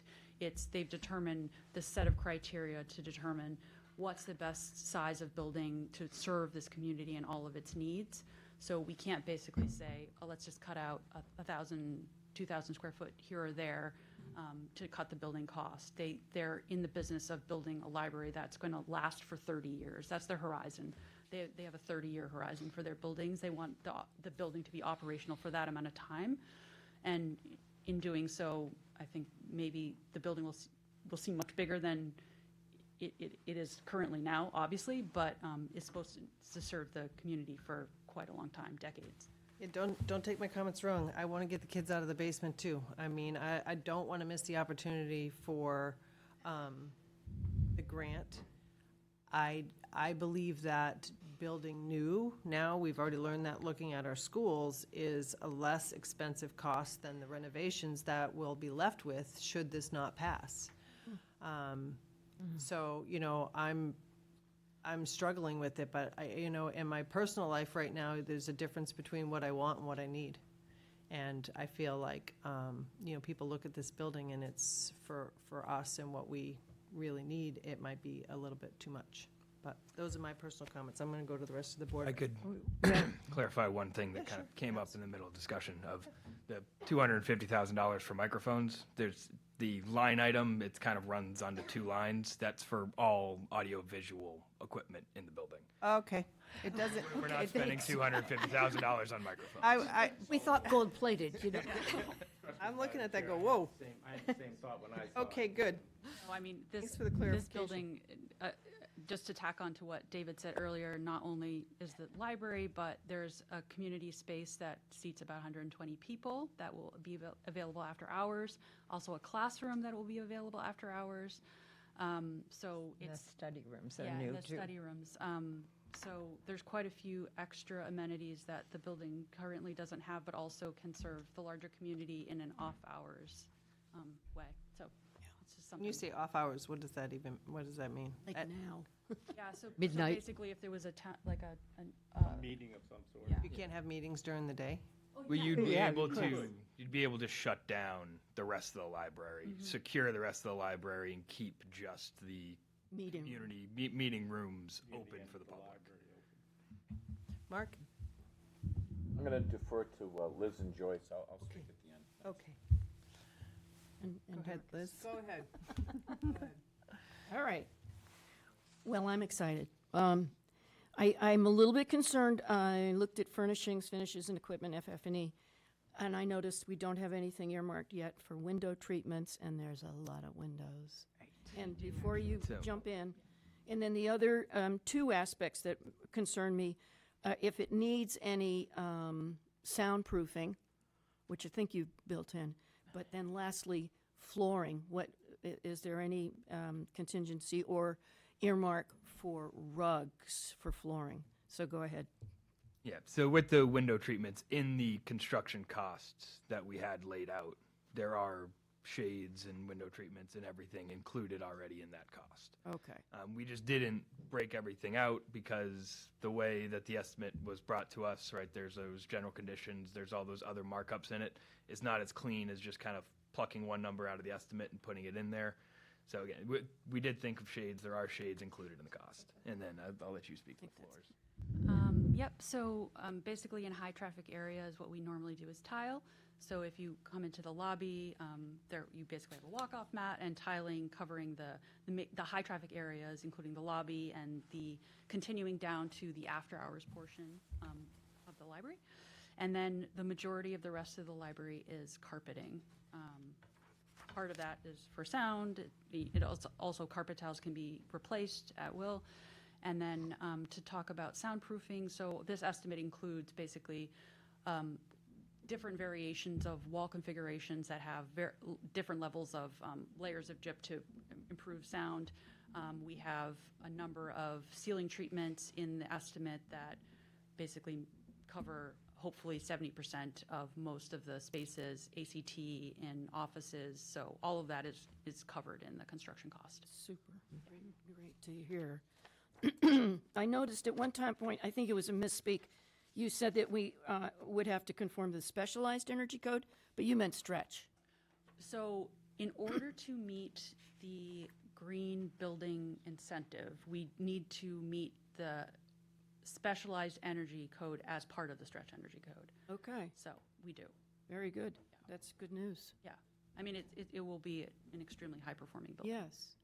And I wanted to point out to people who are listening in that our need factor that was a part of our calculation for our grant, Yarmouth scored well, I shouldn't use the word extraordinarily.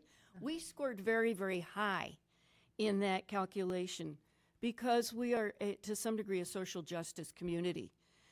So we have this ballot question coming up, and I would point out that this library will serve all of us, and we got a big score because we have a community here who needs us.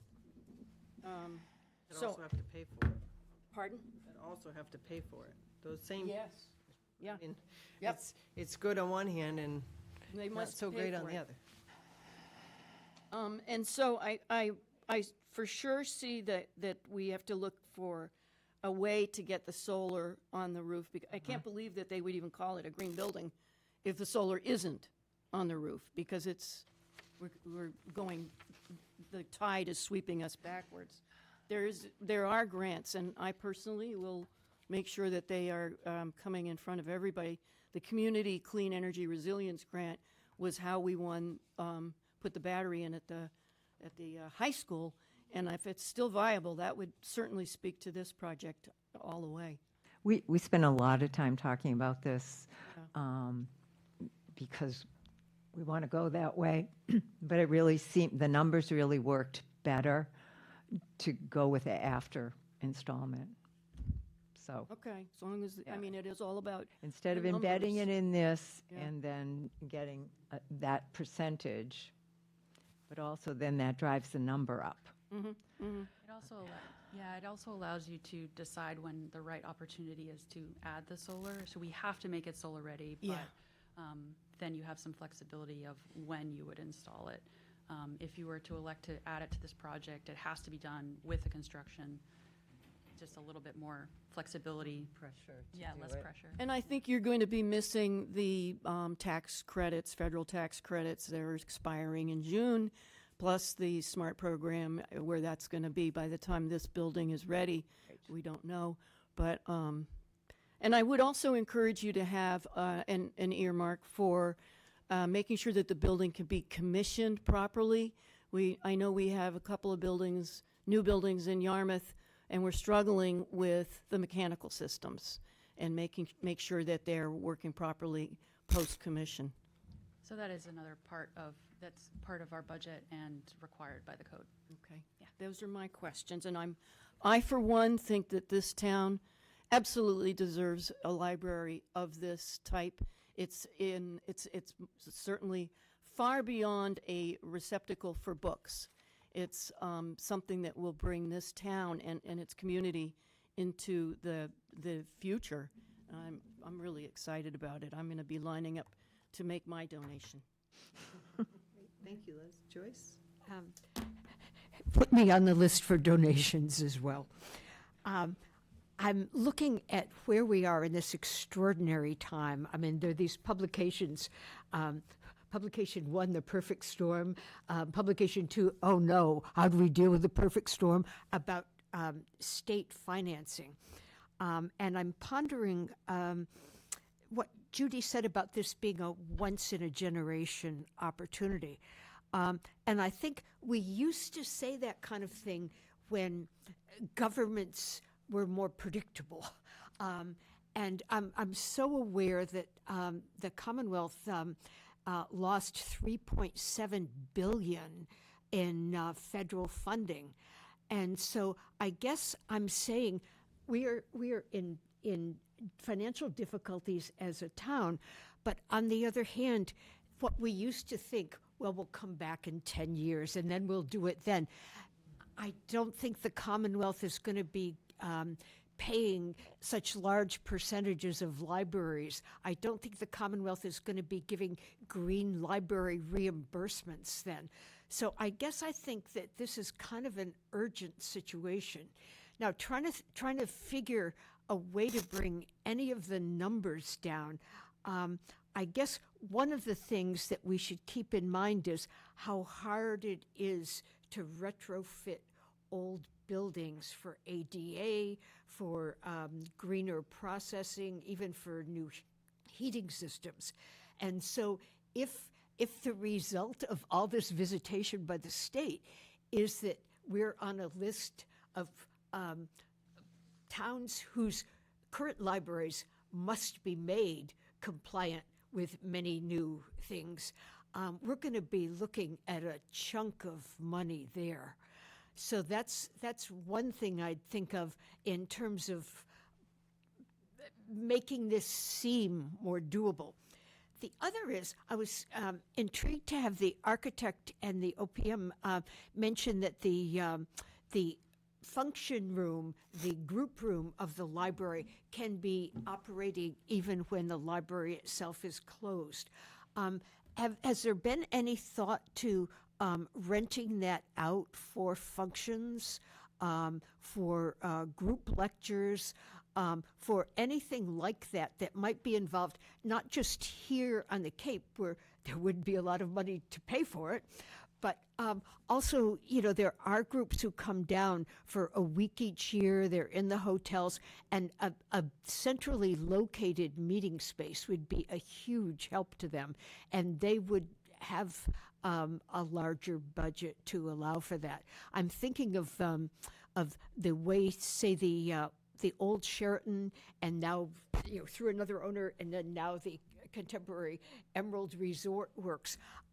The combination of beds spare for heads, lots of heads can be put in beds, plus a really nice meeting space right on the central artery of Yarmouth could be very attractive, I think, to a lot of people.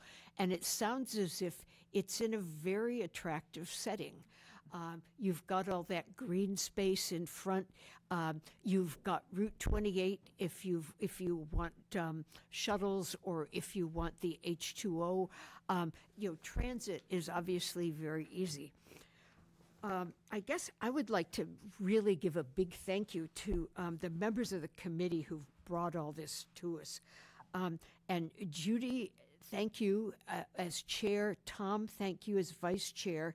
And these other people have done a lot, each in her own way. Susan, Britta, Sandy Fife, John Greco, and of course our own Dorcas McGurran, who is a valuable member of any group, I can tell you.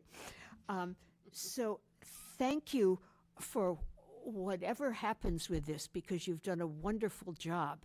And I'd also like to thank Mindy Harrington, Joe LeBrock, and of course our new library director, David Aronson, for all the work that they've put in, because it's really been a team effort. And I was impressed the way you stood up and made changes really fast after there was feedback, because I got the idea you understood the limited budget and also the urgency. So it looks to me like the town would be, aside from notions of like renting out an auditorium or scoring big with solar, it looks as if the town's starting figure for being on the hook would be $22,267. 2 million. Wish it was I'm sorry, duh. Wait, am I a cockeyed optimist? Yeah, 22,267,617. Now, if we made all the goals for the Green Library reimbursement, then that would subtract just a little bit over 400,000 from that. That would bring it down to 21,860. I'm sorry. Everyone who's watching, add a couple zeros when I talk. That would bring it to 21,867,617. If the fundraising goal was met, that would bring it down to 19,367,617. So I'm not saying that any of us can sit and write a check for that, municipal funds, personal funds, but I think that starts to be a more manageable goal, especially when you weigh in trying to fix the stone foundations of one library, the ventilation systems, and the difficulty of the South Yarmouth Library. I think this it's a one-time opportunity. It's a way to solve a number of problems, some of which are only about to descend on us as they fix the two existing libraries to bring them up to speed in several ways. I think that 19 million figure starts to get a little bit more manageable. But I realize it's difficult to put that figure before people when you need a couple paragraphs to explain it, and those won't be on the ballot. But I mean, I think it starts to be something more like a reasonable goal for the community. That's all I have. Thank you. Thank you. Dorcas?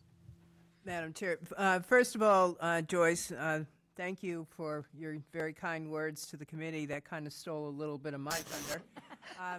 You were going to thank yourself, Dorcas. I You go right ahead. wasn't going to thank myself, but I certainly was going to thank all the individuals that have been on this committee. And if anyone ever knew, I do, how much time and effort they have put into this has been remarkable. And also the quick thinking of having to change things, sites change, and not only the committee, but I want to extend my thanks to our OPM and also to our architects. I mean, it's been really pretty extraordinary to see what you could come back with. It has really been a pleasure to work with you. Thank you very much. There's a slide that's up here that the people at home are not seeing, and This is the library building project. Here we go. Now the people at home are seeing it. I don't know if you can see all the way to the bottom of that slide. We want to make sure you can kind of slide up and not have the library building project so much as the numbers. That's what counts. And what I really want to talk about is the bottom number, and that is the average single-family home tax bill for a year. And what it's showing is $119. So basically, for under $10 a month, we could have a new library in town. It's just something to think about, folks. Under $10 a month. What's that? A couple of Dunkin' Donuts coffees that maybe you forego for that time being. Because it's true, there's an awful lot that's coming at us. We have school overrides. We're talking about, we're looking at having to put in a new elementary school. We could go on and on. But we also have an opportunity that's not going to be there after this year if we don't take it. And every time we come back and talk about the library, it gets a little more expensive than it did before. And that, I want to tell folks that under $10 a month is if the town did have to pay the total amount of $22 million. Now, we can't give out any guarantees to people about how much we can raise or what grants are available out there, but that's the starting point. So for you at home, you're not going to be spending more than a little under $10 a month for this library. That's really and truly, at the end of the day, what you want to know, as I always do, taking out my wallet and talking about it, that, it's what's coming out of my wallet, and that's it. And maybe I could sacrifice those couple of Dunkin' Donuts coffees for a month to be able to put it in. I think that right now we don't have buildings in town that are truly handicap accessible. I personally went through a situation of an injured hip and was on a walker for a while, and trying to negotiate getting into the library was really quite extraordinary for how that went. I mean, to have something that we could say is ADA compliant, that anyone that wants to use that library could easily be able to use, I think is just a tremendous thing for us to be able to talk about. Tracy, I hear you, and I sympathize with you, and the money. I mean, I'm somebody that's on a fixed income. I'm technically retired. I, supplement my income as a school bus driver. But I also, when I hear numbers like 35 million and 22 million, and it boggles my mind. But when you take me down to $10 a month, that's something that I personally feel I could live with, and that I could recommend to people that they go ahead with. So, thank you. Thank you for putting that slide together. Madam Chair? Well, I cannot disagree with any of the accolades that have been thrown your way. No, I mean, the reality is we've had a great committee. Everybody on the committee's done a great job, so thank you. A great architect, all right, and you folks we've been throwing curveballs at you throughout the process, and every time you've stepped up and knocked it out of the park. So you've done a wonderful job. And the staff at the I think we want to have a library facility that enables the programming, the creativity, and all the excitement and enthusiasm that we know the staff is very capable of providing for our kids and for all our residents in Yarmouth. We're very lucky. We're very blessed to have a very dedicated staff, a very creative staff, and it's exciting to be in your company, quite frankly. My problem is the moment that we're in right now. This was not the moment that I thought we'd have when it came time to sort of bring this project, up for discussion. I honestly thought that we would be facing much better times, but the reality is that there's a fiscal mess out there. As Joyce said, that the federal government this year just cut $3.7 million in funding to Massachusetts. The state's cut well over $100 million, or the feds have cut well over $100 million in education funding. So we're going to talk about the ballot and some of the cuts and what we do to help out with the schools, and that's challenging. So what's happening is all this stuff is all these problems are trickling down on us, and I'm very mindful that there are some projects that we can't say no to. Right? We can't say no to wastewater. Right? That's $1 billion hit on the town, and it's pretty clear the state's not going to give us any more money. Much of this is going to be on us. Yes, we may get 25% from the Cape and Islands Water Protection Fund, but the reality is elsewhere in the Commonwealth, the citizens have been only asked to pay 50% or 25 to 50%. But here on the Cape and in Yarmouth, we're on the hook for almost 75% of all of these costs. That's a lot of money and think about it, it's $1 billion program. We don't have a financial plan for phases 2, 3, phase 4, phase 5, 6, 7, and 8. I mean, we're just not there yet. And the reality is we've tapped out all these other revenue streams to pay for phase 1. So we're going to be going to the property tax most likely. I don't want to do this. I'll be dragged there kicking and screaming. But the reality is that's probably where we're going to end up going. And we're going to have very difficult discussions in this town about how to deal with how we're going to finance this. You talk about $10 for this project. If $10 a month, think about that for a library at a net cost of 20. And I think, with all due respect, I think the numbers paint the most rosiest picture, and I can understand typically in a project like this, that's common. I see the library project closer to $40 million. I remember when I was excited when we did the DPW building. That came in at a good price, but it's still, and we had a healthy contingency. It was sufficient, and then, but it was up around 10, 12%. And then at the end of the day, we needed to come up with an extra $3 million. So we went from a $12 million up to a $16 million, closer to $16 million project. We added on to that project. I know. That's what I mean. So that's what happens to projects. So when I look at these numbers, I'm asking myself how many other components of this are we adding on to? I'm not here. Already added on, though, Mark.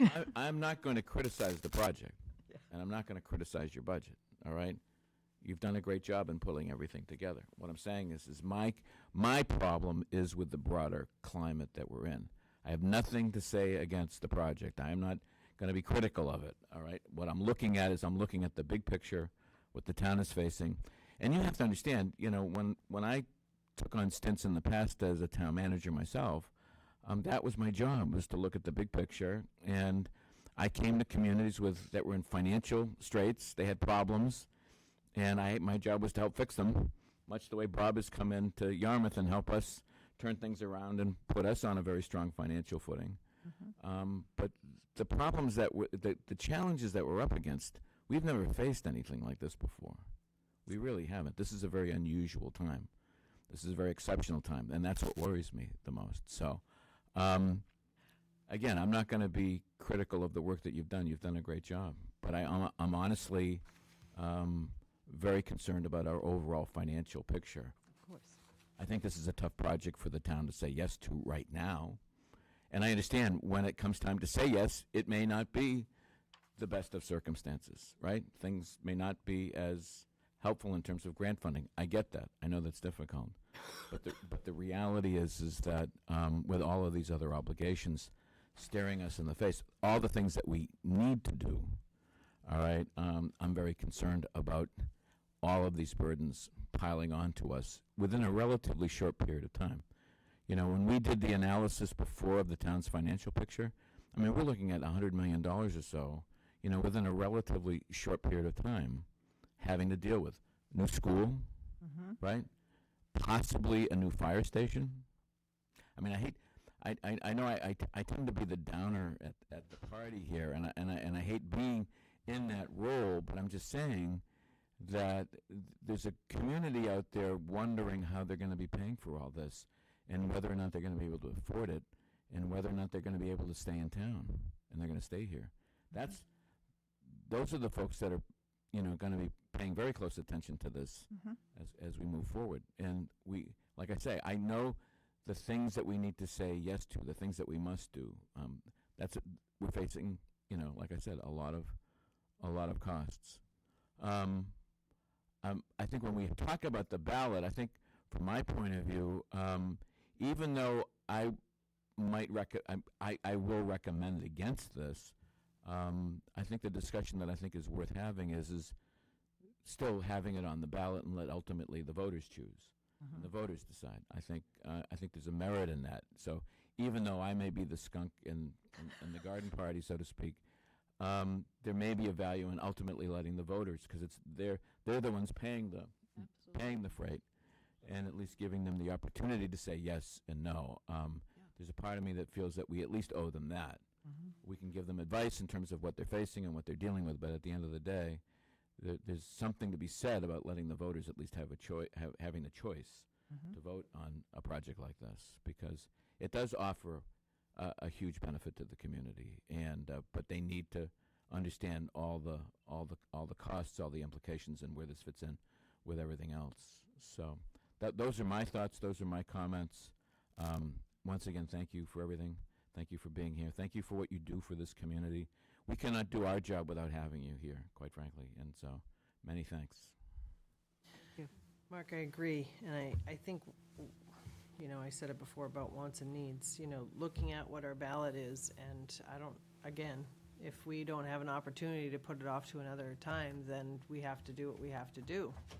I don't know what that repercussion is, but I do know that statutorily, our tech school needs an override, and if that doesn't pass, we have to cut our town budget by that amount to pay for it. What is that going to look like for us as a community? Do we want a library and nobody in town hall? I mean, I feel like people are going to be making choices with all of this together. And, you know, it's the same thing with the school. You know, we have a $1.4 million override, so it's not $10 a month. You know, this debt will, as you can see, decline over the course of 20 years. The override is forever, and it continues to go up by 2.5%. And those are things that we have to do. Those aren't optional things. Right. So, you know, again, I'm envisioning a ballot. I'm envisioning what happened the last time we put multiple things on the ballot. They all went down. I'm envisioning what that means to our community in terms of our budget. So, I agree we need a library. I just think right at this very moment on this ballot, if we can't put it off till the fall or till another time, I think people are going to make choices that we're not going to be able to recover from, honestly, because it's not just the library. It's literally our entire, our school system. $1.4 million to cut $1.4 million from, which they probably wouldn't do. We'd have to try again. But as far as Cape Tech goes, that money, we have to pay them. So we have to come up with a plan on how we're going to do that if the override fails. And that's real. So I just think the timing is just really tough. I agree with Mark, it needs to go to the voters. It'd be up to them. However, if there is a way for us to not put it on this ballot, I would support that. To not put it on the ballot and then put it on, A fall. Would that miss key deadlines? Okay, then you, that's what we're up against then. But again, I think that we're making a calculated, Risk. yeah, I mean, it's unfortunate because, but it's not a zero cost. If we don't do this, there will be lots of costs absolutely. to the town for both of those buildings. Agree. They're, I I just always wanna take put us- visitors to South. That's I just my, want to put that's us my in the main library. best position for success. And I just don't feel like the environment, as Mark has so well said, the environment right now is gonna, it's gonna do that. And, I have to think about the things that we must do to protect our town. And that is, we must get our school budgets passed, or that risks going to, first of all, for tech, we have to pay it, whether it passes or not. But, do we want to end up at a tent meeting and cutting our police and fire? We've been there before. I guess I've been there before, unfortunately. And it's not. We've watched even before we ran. Pretty. So, if we can avoid that, that's where I'm looking at. But in any event, I very much appreciate it. We're going to have that discussion. Tracy, Yes. I just had one thought about the connection between the libraries and sewering, which is obviously sewering is a huge cost. It's going to be more than the library. But, I mean, there are two ways to look at the history of sewering and the history of library building here. Opportunity costs were lost. I mean, if we had jumped on the opportunity to do the sewering when the federal government would have paid over 90% of it, we wouldn't be here. I think we're probably smarter now about, especially in these chaotic times, saying that might not be there forever, and so this will be tough, but we should go for it. And I agree that that same environment is what's raising the gas prices and everything else that our residents are struggling with trying to make ends meet. So it's just. Can I just respond to a comment that Joyce made? That there's a certain amount of, and I want to speak directly to the clean water costs, Joyce. There's a lot of revisionist history being put out there that somehow we missed the boat and kicked the can. But the reality is the town of Yarmouth actually stepped up when it came to wastewater. All right? The town of Yarmouth promoted the idea of a regional septage facility. All right? We didn't get a lot of help, but we stood tall. We did that. And eventually other towns came in after we did it. The plan that we were following was the plan that was laid out in the 208 Water Quality Plan, developed by the Cape Cod Planning and Economic Development Commission. That was the name of the body at the time. So that plan basically envisioned the Cape building regional septage facilities, because the assumption was that title somewhere. Right. Yeah. The assumption was that we wanted homeowners to get out of cesspools, build Title V systems, and then do regular pumping. And we were being told by DEP and others that would be the solution. So we followed what we were asked to do. Now, there were some communities that bought into a different approach that actually had already started sewer systems, Barnstable, Falmouth, and maybe one other. But the reality is we didn't kick the can down the road, all right? I've heard this from other elected officials, and I won't name them, but I've had to remind them that Yarmouth was not a community that kicked the can down the road. We embraced the challenge, and we did the right thing. We did what we were asked to do by the federal government, the state government, and others. And I think it's important that we not lose sight of that, all right? So just wanted to lay that out. Where are you speaking of? The 208 water quality plan that was developed was in 1978, done by the Cape Cod Planning and Economic Development Commission. That was in effect up until we developed a new plan in 2015. Now, the plan in 2015 basically incorporates our current comprehensive wastewater management plan. But up until then, the blueprint for wastewater on Cape Cod was set up differently. And I've obviously abused my privileges of speaking on this topic because I'm way off topic, but I do think that at some point we should have this conversation in more detail because it's a fascinating one.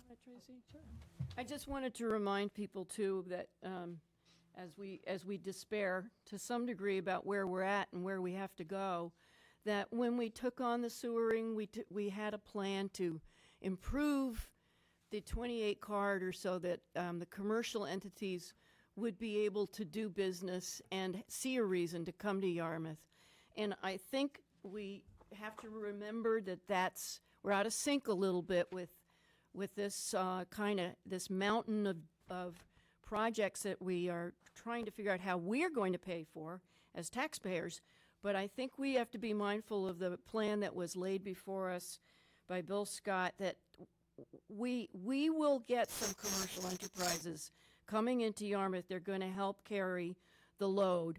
And that's, we're going to have the Route 28 DOT, Department of Transportation improvement in 2029, which sounded a million years away. Well, it doesn't sound that far away now.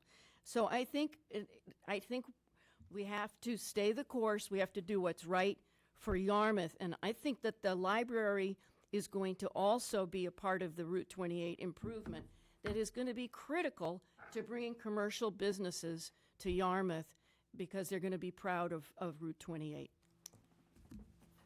Madam Chair, I'd like to see if we can maybe move the discussion onto the next agenda item. No, I have As more to Dorcas say. would say at town meeting, move the question. Is Yes. that what we should be doing? Could I have just one comment, though? And that has to do with embedded improvements that aren't specific to the library. So the project includes the sewer connection for both the MacArthur Building and the library, so that those would be costs that would have been borne by the town anyway. And they're just moved around, so they're moved out of some future town budget. And also the whole issue of the parking lot is an improvement to the town. Understood. Maybe that's something that we need to look at, bringing the cost down. I don't know what the cost of that is, but I don't know. Anyway, we don't have time for any of that now. That's the problem. So I appreciate it. Thank you very much for joining us. Appreciate all your work. Thanks. Thank you, everyone.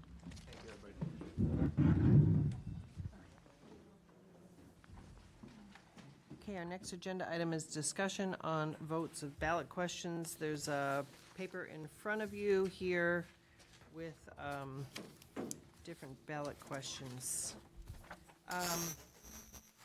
Bob, this is, do we no longer put, one of my questions about some of the ballot questions is the yes and no. What a yes vote means, what a no vote means. Is that something that goes on our ballot still? Yes, and that's drafted by town council. We don't have that draft yet, but I know he's working on it. We don't have it yet? Correct. Well, I'd be interested to see what the draft is on some of these, but in any event.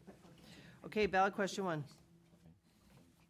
Shall the town of Yarmouth be allowed to assess an additional 1.481348 in real estate and personal property taxes for the purpose of funding the operational expenses for the Dennis Yarmouth Regional School District for the fiscal year beginning July 1st, 2026? Potential ballot question 2. Shall the town of Yarmouth be allowed to assess an additional 194 in real estate and personal property tax for the purposes of funding the operational expenses for the, is that right, though? Isn't it operational and debt service, too? No, this is for the operational side. Okay. For the Cape Cod Regional Technical High School for the fiscal year beginning July 1st, 2026. And then the alternate is a combined one for 2.1 million. And then we have the ballot question. There's no dollar amount in there. It just says, shall the town of Yarmouth be allowed to exempt from provisions of Proposition 2.5, so-called the amounts required to pay for a bond in order to construct a new library facility. Is there going to be a dollar amount in there? No, there is not. And I just want to say, on the actual wording of the ballot questions, they're strictly prescribed by the Department of Revenue, that you don't have the authority to add any language or take away any language. You have to word it exactly like they prescribe. So all debt exclusions anywhere will be worded exactly the same. And for a debt exclusion, that's the specific language that you have to use. With no dollar amount? Correct. That's the first time I've seen that. Okay, all right, and so then the last one, potentially, there's no number because it depends upon how we go forward, is do the citizens of Yarmouth support the constitutional rights of all Yarmouth residents, which guarantee equal protection of the law to all people regardless of nationality, citizenship, or immigration status. So I guess we should start with the conversation about how we want to see it. Do we want to see them combined, or we want to see them separate? I would suggest having them separate. I agree Would with too. Dorcas. In fact, I'd make a motion to that. Okay, so we're going to get rid of the alternate. I don't think we need a motion yet, because we'll do a final motion on the ballot itself. No, I think we should vote on, I don't agree with this at all. Yes, I agree. Not combining them. Correct, I don't agree with that. No. Okay, all right, I see. Okay. So, all those in favor of eliminating alternate combined question 1 for both the schools? Tracy, I'm not quite sure I understand this. I'm reading because we ran out of copies. But when you say alternate combined, So question 1 is for DY, question 2 is for tech. Alternate question 1 would be to combine one article for both the Cape Cod Tech and DY school together. Yeah, that's the one, that's the article that I support. Okay. Is I want all the kids treated together. Okay. As one. All right. So, I need a motion, or, yeah. I move that we eliminate alternative combined question and go with the individual ballot questions for the 2 school districts. Okay. I'll second that. Any discussion on that motion? All's in favor?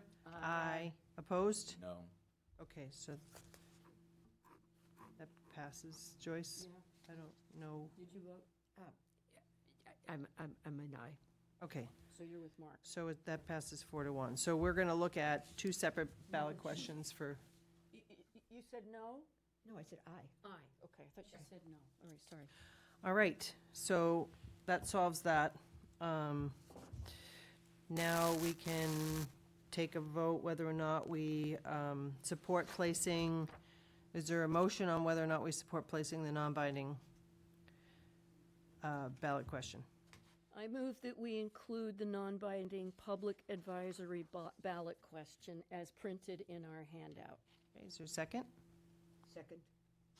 Any discussion on that motion? All is in favor? Aye. Opposed?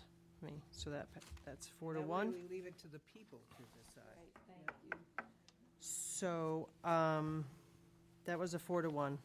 Correct. Okay. All right, so question. 5-1. Oh, 4-1. 4-1, I voted against it. Okay. Do we want to take a position on these articles as well this evening, or what do we want to do? You mean the ballot questions? No, yeah, all of them. No. Yeah, I mean, We don't have them with the right explanations Yeah. and so on yet? You want to wait until we have the wordings? Well, we have to vote to send the question to the town clerk. so, because we have that 35 days before the election, and then she's going to get the wording of the ballot, and then that comes before the select board. Vote didn't We- send it to you? So, We just did? no, once you take your vote, we need a formal letter technically from the Board of Selectmen to the town clerk's office saying that these are the ballot questions you want on the ballot and the order in which you're putting them on you'd like to see them on the ballot. Then we'll prepare the election warrant, the ballot warrant. That will come back to you. That will have all of the explanations on it with the questions in the order in which you've requested them. And it'll have the yes, nos on it because we're under two special acts that do require us to include that information. So that will all happen, and you'll see that as a part of the ballot warrant, and that will come to you, if not at the next meeting, the meeting immediately after that. Okay, so right now you just need us to talk about the, We just need, correct, you just need to take a vote that you're putting questions on the ballot in the order in which you'd we've you'd got like to see ballot them on the question ballot. one. Do we want DY at question one? Okay, TAC at two is everybody's okay with? Yes. Do we want to place the library on the ballot? Do we want to vote on that, or do? I would like to see what the people in town feel on that. So I think it's a worthy ballot question. And I like it in its position as number 3. Can I ask how it ties in with the warrant article? So Article. Well, we're going to have to vote on this at town meeting. The town, yeah. Right, so Oh, it'll yeah. be in, So it will be voted on at the town meeting, and yay or nay, it then goes to a ballot question to be then up or down. And how, so that I understand, if it fails at town meeting and it goes forward at the ballot, how does that, how do they work together? It has to pass both for it to be enacted, but there are, and I don't know about the ballot printing in terms of timing. We did move the town meeting a little bit further apart to give us time, because we've had situations in the past where numbers have changed, but the ballots were already printed, so even though it's a lower number, the ballot was already there. So if any of these don't pass at town meeting, it's my understanding that probably the ballot will already be printed and it will be there with just, even if it passes at the ballot, it will have no effect. It has to pass both. The ballot goes to print on April 16th, which is Oh, good. the last day for withdrawal. So we have So your time. annual town meeting is the 29th, so it's going to, the ballot questions will be on there either way. Regardless, yeah. So it's just a matter of what your results are. And they require approval in both cases. Other than the non-binding. non-binding, that won't be a Understood. town meeting, that'll just be there, but Understood. Okay.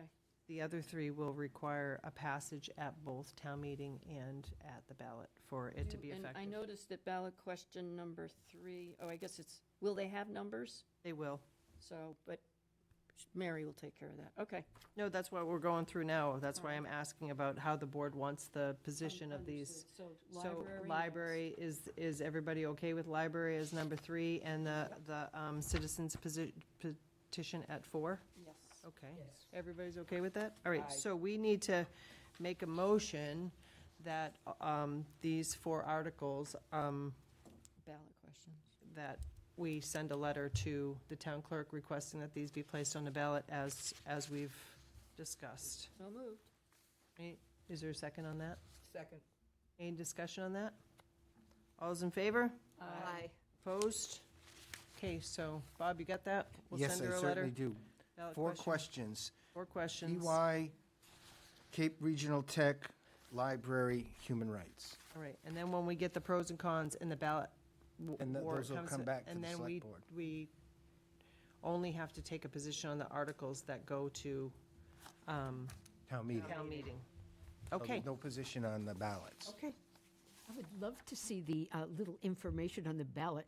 Do Dorcas's reference, like how many cups of Dunkin' each will Oh, you cost won't you. see that, but. Before we leave this, I just wanted to ask Ms. Slawski, oops, she's in conference. I can probably ask this board. So we were required as a select board to approve adding the non-binding question to the ballots. By including it with the 4, have we met our requirement? Yes. She's approaching. You just need to give me notice in advance of 35 days ahead of the election that you're placing all questions four on of the them. ballot. In the The order. town council is required to, Doesn't matter that this was a petitioned item.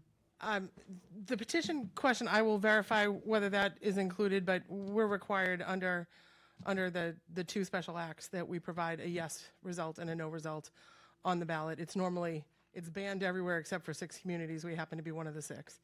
So, You know what I'm so saying. town council will draft those for us, and those will, when you get the ballot warrant, the questions in their total will be included. You'll have each of the positions, the order of the positions, and each of the questions in the order in which they're going to be printed on the ballot. The only thing that's missing from the ballot warrant is the candidates, because the candidates don't happen until the actual ballot gets printed. Okay, thank you, Mary. You're welcome. Thank you. Anybody else have any questions on that? Great, thank you, Mary. All right, next, let us go to, On to board and committees? we're on recommendations for the the warrant warrant articles, yep. article Okay. and the execution of the annual town meeting warrant. So the warrant is here. Do we want to take a position on any of these articles tonight? Or do we? I've had a thought about Article 15, which is the library construction article. No. No changes at this stage of the game? I don't know what you're talking about. Article 15 says water main Route 28. Oh, that's interesting. On this one, it says, actually, on this one, it doesn't say that. I'm looking at this. I'm looking at the one that was here. Maybe it's changed. In the book, it's 15, library construction. And maybe it's out of order in terms of a Warrant suggestion. article on our computer and what was posted. I'm just looking. Yeah, I think that And that doesn't have. there looks to be a mistake in this sheet Okay. here. Yeah, I would think. So that the one this is that's what's- in the book is right, and the one that's attached is So we should incorrect. go by the warrant itself, because this sheet leaves out the, So just very briefly, if I may, Madam Chair. Having noted in our conversations the price tag per average family, and some of the avoided costs, should we opt or try to have either of those items in our explanation? I don't think so. I think that that's kind of statutory, right, Bob, the way that it's written? In the explanation? Yeah, in the explanation. well, the explanation can have, it does include the town share, but it does not include the cost per average home, which we'll show at the meeting, but it's not. I've never seen It's any included article in that's done the, that. it's included in the finance committee's write-up, in the front page. It'd be interesting if I it just don't know if, can you put that? I've never seen that actually in the warrant, because anytime we've had an override, like for the school, for instance, it was always like something separate that they had to, that they gave in their literature, I guess, but I've never seen it printed in the warrant. Well, I guess Bob can investigate, and if it's apropos. I don't think there's always been a slide that tells you. There's a it's on slide or the- some type of handout, but I that don't. explains it, because there is an explanation at town meeting, but I haven't seen it actually written in the warrant. Never. I don't know why. I don't either. Maybe That's it's why I- allowed. There was this, well, not a big explanation, but a very short Well, there is an for each. explanation in here, but what she's saying is to add the cost, the average, for our average cost, which is what Which I we, think would be very smart if it's legally allowable. but then we should have to do that for all of them. I'm just saying, we can't, why would you do it for one and not the, for Well, anything? for the overrides or the exemption from 2.5. I just have never seen it, like, it printed in the warrant. He's thinking. I can Mary's see. got something to say. I would just recommend that you check with town council before you do any of those on anything that's related to a ballot question, because ballot questions have a whole nother level of scrutiny. Okay. Well, Let's leave So, it alone. so I would just recommend that if you're making changes to that explanation, that town council We'll make opine sure in. it's covered. Oh, the in- slide will be there at town meeting. We'll have- As you point out, Tracy and Dorcas, there can be handouts Right. with big, in bold writing, what's relevant. So that's fine. So we should probably start our Article 1 and see if the board wants to make recommendations. Why would we do that, Bob? I'm just being funny. 'Cause, all right, so Article 1, do we want to vote to recommend? I make a motion that we vote to recommend Article 1 budget adjustments. Second. Any discussion on the motion? All those in favor? Aye. That's 5-0. Municipal budget, I vote, I move that we recommend municipal budget Article number 2. Second. any discussion? All those in favor? Aye. Passes unanimously. Can we just go like, can you make a motion from like Article 4 to 6? 3 to 6? Be happy to. I make a motion to approve Articles 3, 4, 5, and 6. And 7, maybe. And 7. Yeah, great, perfect. Second. Any discussion on that? All those in favor? Aye. Those all pass unanimously. I move that we recommend Article 8. Second. I am going to ask that, well, we can, I mean, I would like to take that up. I don't know if there's still, maybe Joyce, you can give us an update. Is there any potential for them to lower their number at this point? The superintendent's on the Zoom.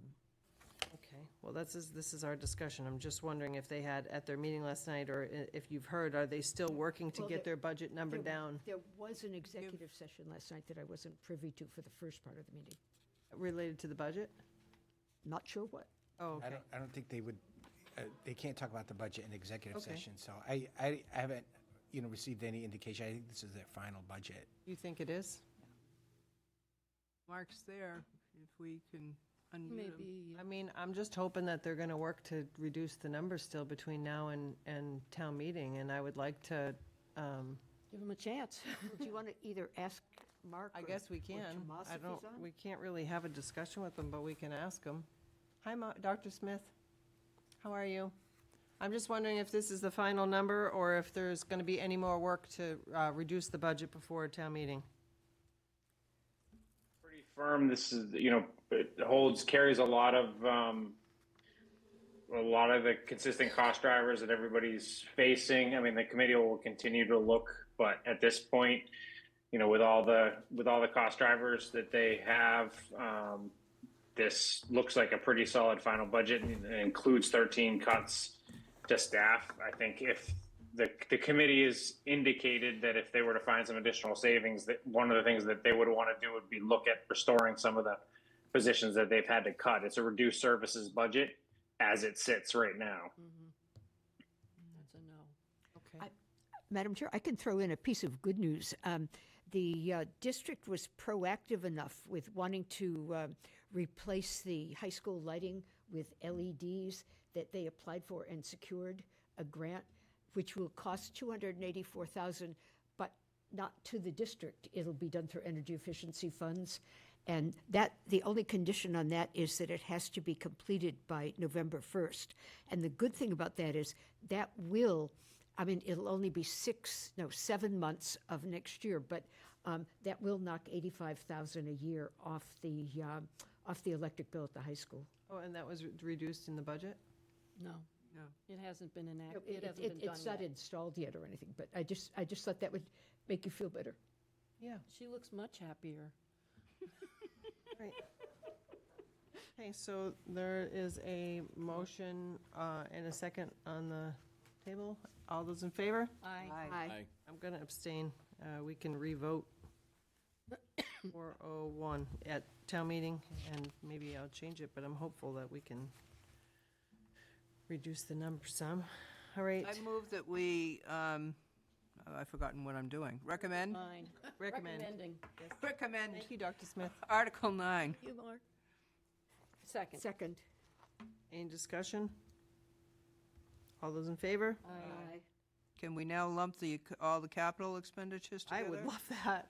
Okay, It's I only- move that we recommend Articles 10, 11, 12, 13, and 14. So moved. I mean, second. Any discussion on the motion? All those in favor? Aye. We did do nine. Yes. Yes. Okay, just check it. All right, so library construction. I move that we recommend Article 15. Second. Any discussion on the motion? All those in favor? Aye. Opposed? No. Nay. So that's a 3-2. Wastewater facility, National Grid easement, septic tank. I'm going to list these, and if anybody has any issue or discussion, then we'll hold, and then we'll know how many we can move. Bayberry Hills Engineering, collective bargaining wage adjustment, Mattakey's building maintenance costs, transfer and sale of surplus property, appropriate tourism reservation, revenue preservation fund. Let's stop there. Yeah. Does anybody have any holds, questions, comments, or anything? Can we make a motion to? The only question for Bob is, what's the number again on the Bayberry Hills Engineering? Wasn't it around 1.5 million? It went down recently. Or did it go down? Did Jeff say that he Amy. was able to save money? Yes, it's 1,500,000, and that came down a little. Even in the was article?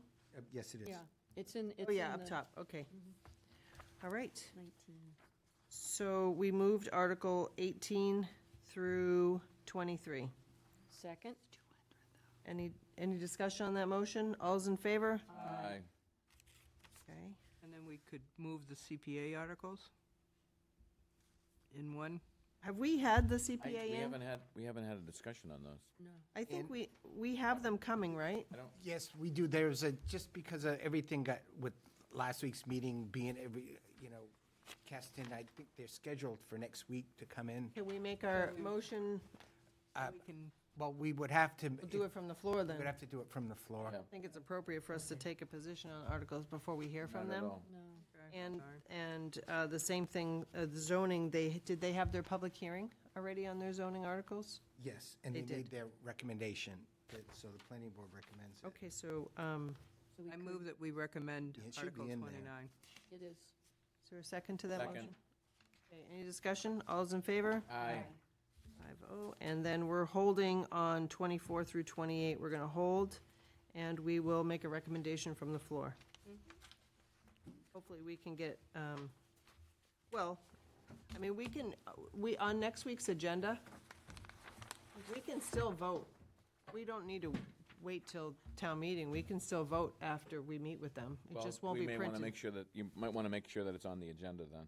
Yeah, no, on the agenda, what I'm saying is to have their hearing with them and to make sure the agenda says vote to recommend as well. Yep. And we can get that out of the way, even though it's going to be too late for them. All right. Warrant items, Hang recommend. on now, I'm a little bit behind. It's okay. I have it written here if Okay, you want. the question that I have, I'm up to Article 29. Okay. So 18, 19, 20, 21, 22, 23 were passed unanimously. Article 24, 25, 26, 27, and 28 are on hold. Article 29 was a unanimous support. 5-0? Yes. 5-0. Thank you. No, thank you. All right, board and committee actions. Joyce? Thank you, Can I just Tracy. ask a quick Oh, of question, Madam course. Chair? Yes. Mary, I know you're still here. Is there anything other business that we need to do? Do we need to sign it right now? We'll get it whenever you're done with it. Okay. I know, but is it here for us to sign? Didn't see I didn't see it in the Who's got the red folder? I think that was all payroll. Can you get a signature sheet that we can just sign it for you now? I don't have the, Oh, it's not in there? I don't have the Word version of it. Oh, it's right here. Can we use this page? Mary Alice has the first crack at this one, getting it What if we printed just pull it out and of the- published. Can't we just send it around so we have it and not everybody has to come back?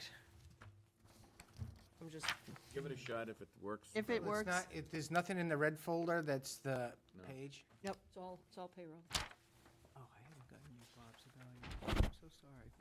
Oh, we have another week. Here's We'll need another that. one. How many do we need? Do a couple? Yeah. A couple would be lovely. Just to be safe? Crisscross applesauce. Okay, everybody should tear off the last page and sign. No, we don't need five of them.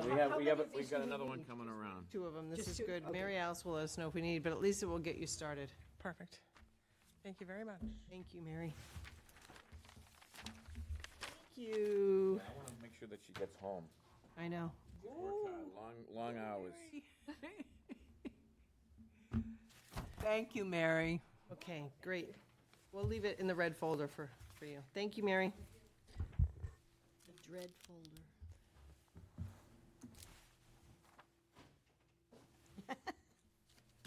Boy, matey. Anybody has a problem with signatures, I could always do a little note about broken arm. Because it doesn't look like mine, it looks like one of a third grader, but, you know. Okay, board and committee actions. I present current alternate Anthony Panabianco for a 5-year term for the Board of Appeals to run through January 30/31. So moved. Second. All in favor? Aye. I present Tina DiVantonio as a member of the Community Economic Development Committee for a 3-year term to run through July 20, as a regular term that's unexpired, that she would be filling a 3-year term that ends July 2027. So moved. Second. All in favor? Aye. I present Tim Lehman as a candidate for the Recycling and Solid Waste Advisory Committee. This would be for a full 3-year term, and it would end in February 2029. So moved. Second. All in favor? Aye. And I would just like to say that the write-ups that you have done for these individuals are very impressive. We have some fantastic people who are coming forward and joining our boards and committees. Thank you. Oh, thank you. Madam I do love advertising people. Madam Chair, I move that we approve the minutes for the Select Board meeting of March 4th, 2025. So, second? All those in favor, any discussion? All those in favor? Aye. Any opposed? Okay. And we also have March 18th and April 1st. I move that we approve the minutes for March 18th, 2025. 2025. Second? Get to it. Okay, any discussion on that? All those in favor? Aye. Any opposed? Okay. April 1st. Is there And- a motion? Move that we approve the minutes for April 1st, 2025. Second. Any discussion? All those in favor? Aye. Okay, upcoming agenda review. Is that, just a quick question, does that bring us up to date? No, that's last year. We're not, I mean, on back minutes that we we're need not to completely approve. up to date, but we're Not much yet. closer than we were before. Okay. All right. Just thought I'd ask. Upcoming agenda review, the only thing based off of tonight's meeting that I wanted to ask is if the, well, first, I do know that the Assembly delegate member had reached out, and I asked Mary to work with her to find time. I don't know if she's on here or what the status of that is. Don't see it. I'd like to follow up on that if we can. So is that what we're doing? We're on, We're on an upcoming agenda review.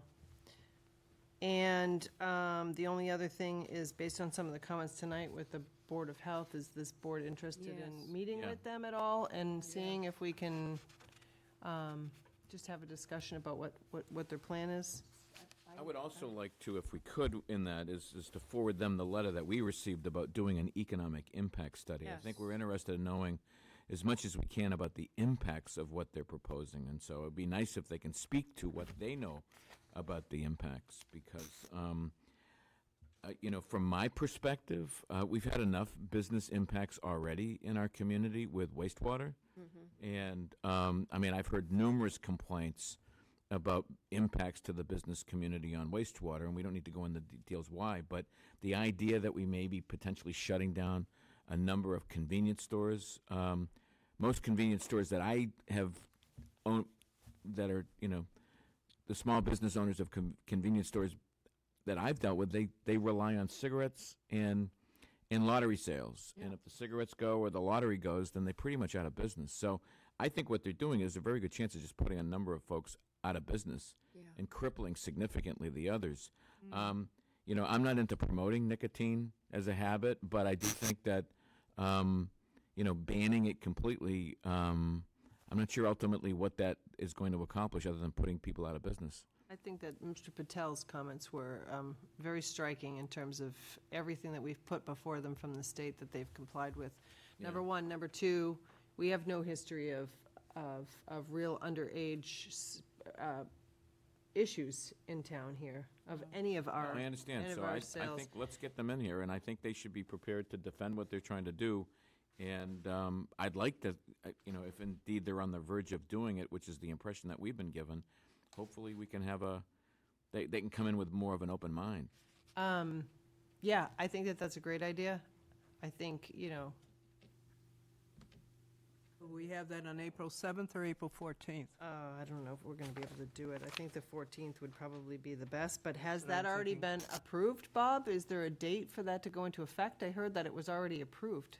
I haven't seen the final approval. I thought they were still having hearings about it, but. Well, I mean, I guess that's where it depends on where we put on the ballot. If it's already approved and it's going into effect soon, we need to get them in here. If we have time to wait till the 14th, then we should do that. But, Yeah. I mean, it would be nice for us to hear what that means to our, as Mark said, our business community.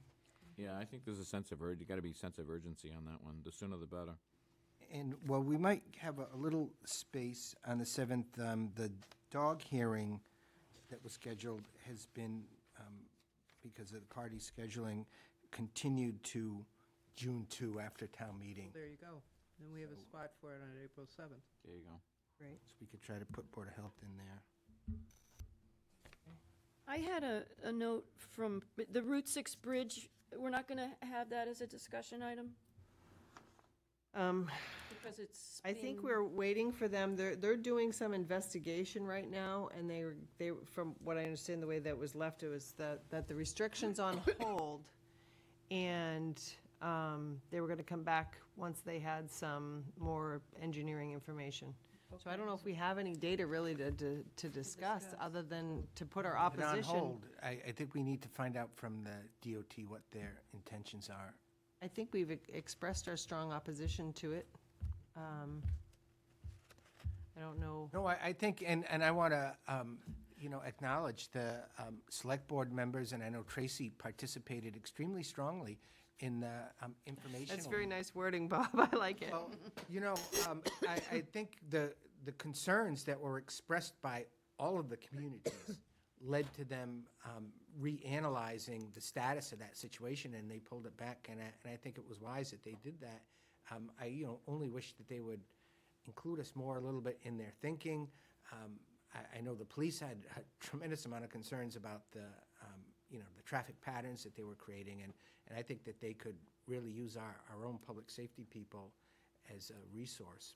But I couldn't agree with you more. I think before they announce a detour plan, they need to sit down with our people, because the plan that they came up with was a disaster. So before they even put something out in public, we need to have them at the table, both here in Yarmouth and also Dennis. Everybody's got to be in the same room, and we've got to have this conversation. I mean, there's so many construction projects going on in both towns. So Oh, it's a nightmare. Can you imagine? my request would be is before we have a discussion at the board is just I think we as a board ought to encourage our team to get them in here to at least work on a detour plan. Have that. There's no reason why that should wait. We know the area in question. And Bob, you did ask, I had followed up on your advanced bridge replacement program, and I know Bob sent a letter. I didn't see a. we asked them. I did not get a response yet. And we brought it up at That would be at great. the Municipal Planning Organizations meeting, which was Monday. And the guy you've been working with, Bob Morano or something like that. Romano. Joe Romano. Romano. The DOT that was representing, was there on the call, said, well, send me all the information. I said, Isn't that something "Your else? guy- They don't even know their own programs. Yeah, your That's guy, one thing Joe that, Romano is working with us. Maybe you could reach out to him. I find it, And we asked specifically about that bridge program, and Steve Tupper, was it Steve who said he would look into it? Yeah. But the thing is what we need to do is when they come before us, or if we get an update, I mean, I'd like to think that the plan that they come up with represents the best of everyone's thinking. And then there's the separate issue of the replacement bridge. We want to be able to have a conversation with Right. Mass DOT about an accelerated construction schedule. Repair. And I mean, I don't want to say I don't want to compare ourselves to the highway in Pennsylvania and some of the other places where there were bridge disasters. But, you know, in some other states, they've moved mountains in order to get a bridge so replacement. do we want to see if we can have them in before they come up with a plan or anything, or is it premature? I keep the heat on them. Yeah, I think yeah. I think if they can't, I mean, what we're going to end up with is we're going to be invited to a meeting, and like the last time, and then we can all go on Zoom, and it'll be a pretty much a bitch session with them. It would be nice to. It worked. Well, I don't know I'm not if it sure. did, because all they did was kick it down the road. Sometimes when you To the bridge. sometimes when you complain loudly, they just go below radar and go into hiding. Well, I don't know how more below radar they could do. I mean, they told us 3 days before they were actually going to put it in place, and they were nice enough. They acted like to have a meeting with us on Zoom. Oh, yeah, they were doing us a favor. Yeah, they're doing us a favor. Doing us a favor. And to your point about them talking about, we'll look Yeah, up give us the our own information. plan. The same thing happened, the DOT guy told us we should write letters to the DOT, like he was talking in third person. I think Yeah. we should invite them in. Like, aren't you the DOT? I don't understand who I'm talking to. I would venture to say that once the town administration is notified that they've got another plan, then what's going to happen is we're going to be invited to sit in on a Zoom call or a Teams call, right? Right. And then at some point, we're going to be putting pressure on them during the Zoom call for them to do their own communications, for them to come out and explain it, and we're going to be putting pressure on them to sort of lay it out. Is there a way, though, we can kind of leapfrog it so that we start asking the questions now, so that we're not, caught in a... I think Bob and Tracy laid it on to them. I think we need to have I'd like to see an aggressive effort placed to get the two towns together so they can work with Mass DOT on a tentative, a draft detour plan that makes the most sense. Something's going to happen. It's not going to be like no one's waving a magic wand and making the bridge problem go away. Right. It's only a question of time on one side, and it's only a question of time on the other side. I think we've all been on those boat tours. We've all seen the underneath out of both bridges. It's an ugly sight, Should right? this be maybe a letter between Yarmouth and Dennis? Well, that I was goes just to going to ask DOT? the board if they were interested in maybe asking the town of Dennis to meet with us, because we have other items that we could also speak with them about. Maybe if we speak as one voice with this would be a great thing. Maybe we could talk to them about the regional agreement directly. Oh, I think that's a great idea. Well, my recommendation would be, for the moment, we're talking about the Mass DOT. Let's just focus on the Mass DOT Emergency thing. thing, yeah. I don't think the Select Board needs to meet with the Select Board of Dennis to talk about the Mass DOT thing. I think we've done a pretty good job of laying it on thick to Mass DOT. What I'm suggesting is I'd rather have our manager and the manager of Dennis Right. sitting down with the DPW directors of both towns, the police departments of both towns, whatever traffic team we have, and having a meeting with Mass DOT, all right, and their Detours. people, so that they can sort out a detour plan. Because the reality is this problem isn't going to go away. What we've done is Exactly. we've bought some time to get our collective But we should together, right? progress, yes. To get our Right. stuff. I can get that going right now. I'll That's reach out to Dennis, reach out to Can I collect DOT, the beat see together? if we can schedule something. I still Right. would like an agenda item to meet with Dennis to talk about the regional agreement. Well, I don't disagree with that. I think Isn't it on the here? proposal to have at least come up with a process. Well, we sent a letter. We did, and they discussed it last night. And what happened? They discussed it last night. Oh, at I the have an school committee? update Okay, thanks, Bob. on that. We'll hold that. Okay, yeah, when it's time. We can get back to that, but I was just thinking of a potential upcoming agenda item. Okay, here's a potential upcoming agenda item. Harris Contos Yes. made a pitch tonight. Yes. Did you have that on your list? No, but that's, he's absolutely right. We need to put that on our agenda to draft a letter. I support that 100%. Good. Okay. Yep. So do you want to, You want to do that on the 14th? Sure. Yeah. so we'll get a draft, we'll have the draft Even though letter? there's 5,000 lawyers already involved trying to tell people our letter is meaningless, but I do think we could go on the record. Yeah. I mean, So will we bring a letter crafted in to review and vote on the 14th? That will be the goal, is to have a letter. And what was the town that he cited, Reading? Yes. I would be more than happy to use Reading's letter as a template for us to have something drafted on our own. Did he submit the Reading letter to us? I might have it. Was it a clip? have it. He's We visited we me. have it? Clip. Yeah. Do we have that, Tracy? I don't think it's in our packet, but I have it he from an gave office us- visit. He came to office hours. he can't, Yeah, it's that's right it. here. No, it's in the It's the article about Reading, but I'm sure Bob can find it. But we'll put that on for the 14th. Liz, you said you have one? No, I'm realizing it was just the article that I have. Right. I can check with Reading. I mean, 70% is, as you know, well, Right. the state was 72% from, Now, what about the new shellfish aquaculture lease license? That's got to come back. I don't know if, I mean, we told them next meeting, but I'm not sure that's all going to be straightened out by then. I think we Well, should it be ready seems, for it seems as if everything's moving aggressively. Okay. I'd put it on So we're gonna move at it- least tentatively. We should have space there for it. On the 7th. Yeah. Yep.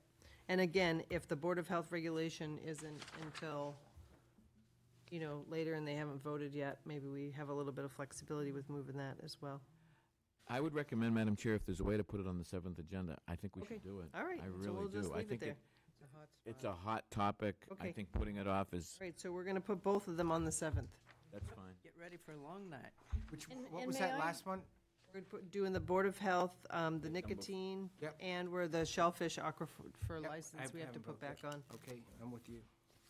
For a point after April, I would love to hear a little bit about the determination of the divisions of the land that's behind MacArthur. Remember when we were all on the boat ride last summer?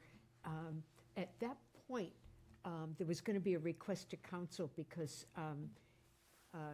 Showball had mentioned, and one other person had mentioned, that there were restrictions on some of that land, that it had to be recreational. We had asked town council to do a review of the legal ownership of the commons area as part of the town meeting article to do some planning work. I was going to say, well, I think what we need is I don't we, think I caught it if we got it back. I don't think we got it. I don't think, but we should put that on. I thought we did get it back. We didn't, Article haven't 97 question? it wasn't, it was information that we need, there needs to be a legal opinion from town council to outline the ownership of those parcels. So they're conducting a full title search. Oh, okay. And then he had a preliminary opinion that To address the library question, right, Bob? yeah, that one okay. parcel is under Article 97, so we know that, but we don't have a title search completed yet Gotcha.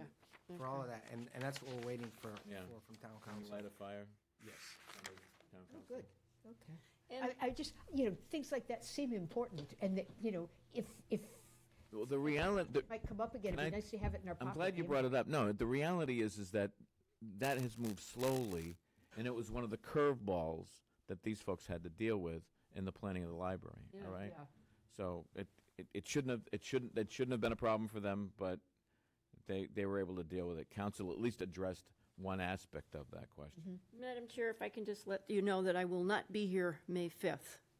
Okay. I will not attend that meeting. If it moves, great. If Okay, well, the town administrator evaluation's on that day.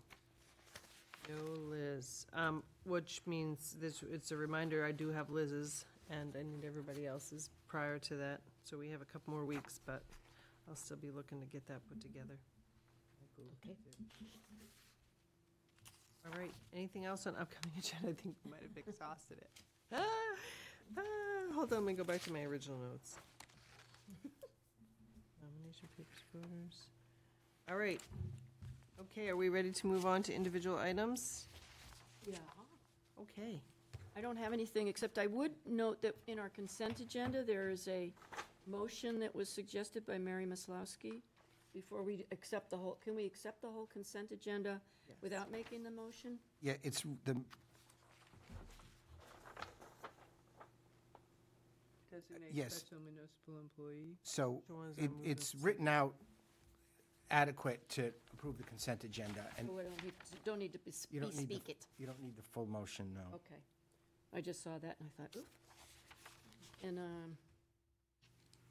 I just, individual items, I'll just take the moment to say, also in the consent agenda is a license request for the Thatcher Hall.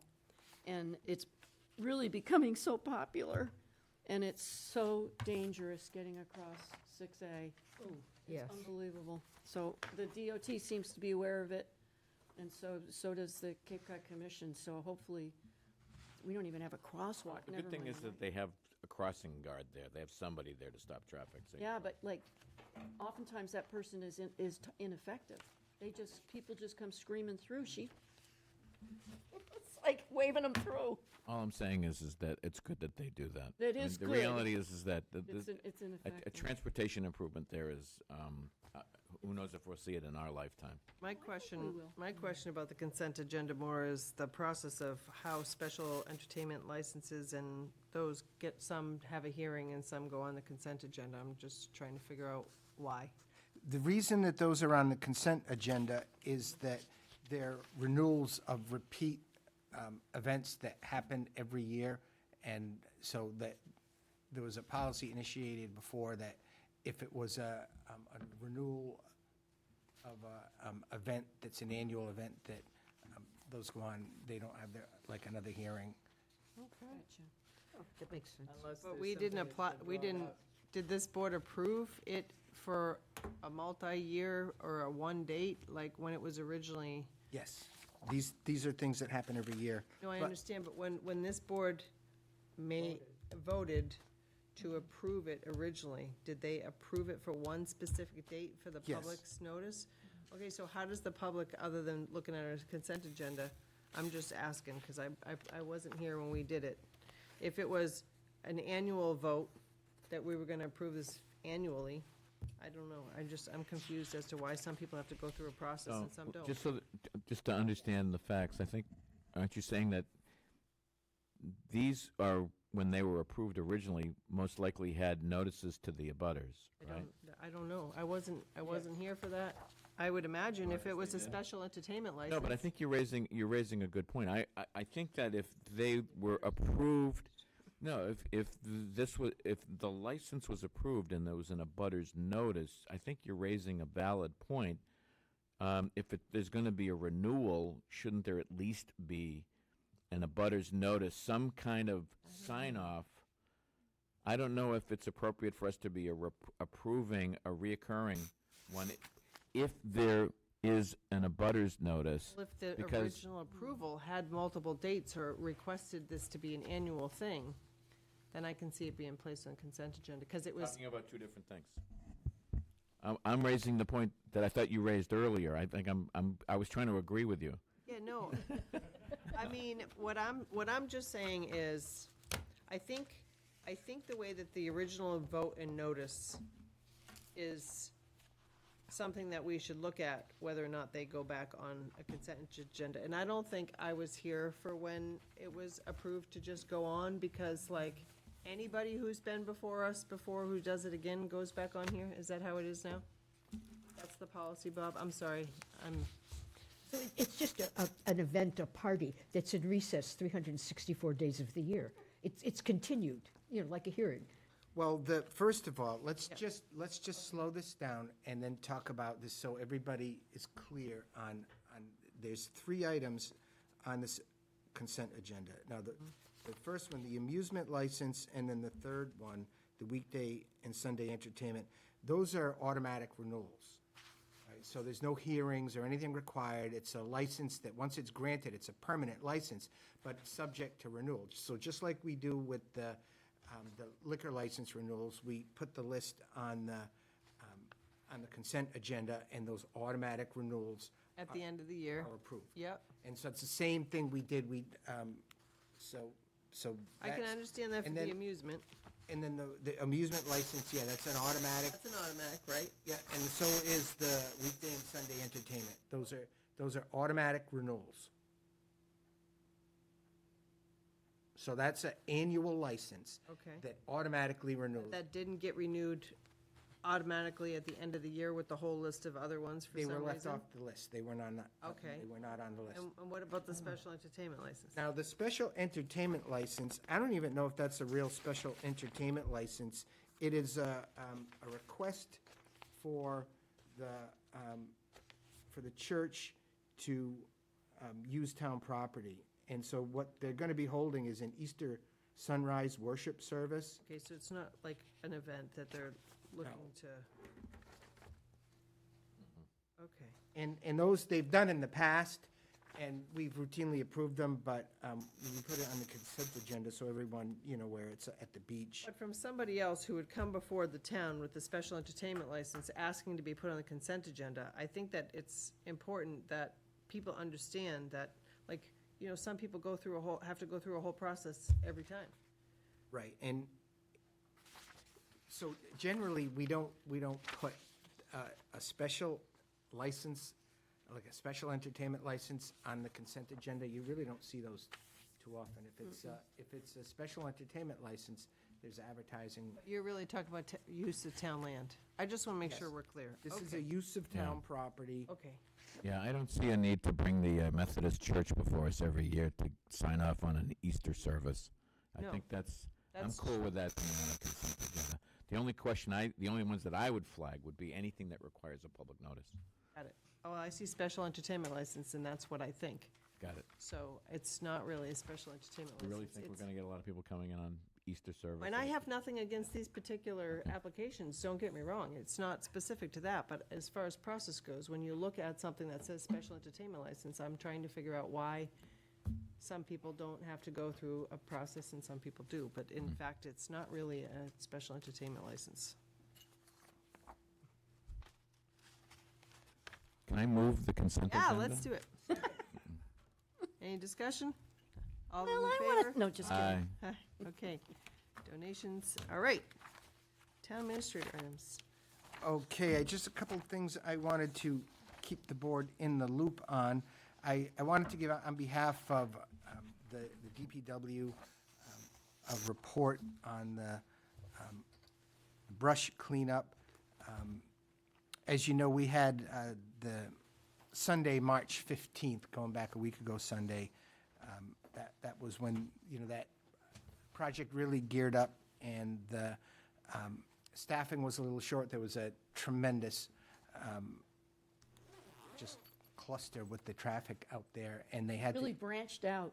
yeah, they were branching out. So they had to How punny of you. close down for about an hour on Sunday leave it afternoon. So alone. that was a huge imposition, but when we went in, and thanked the board very much for extending the time period for anyone who missed it.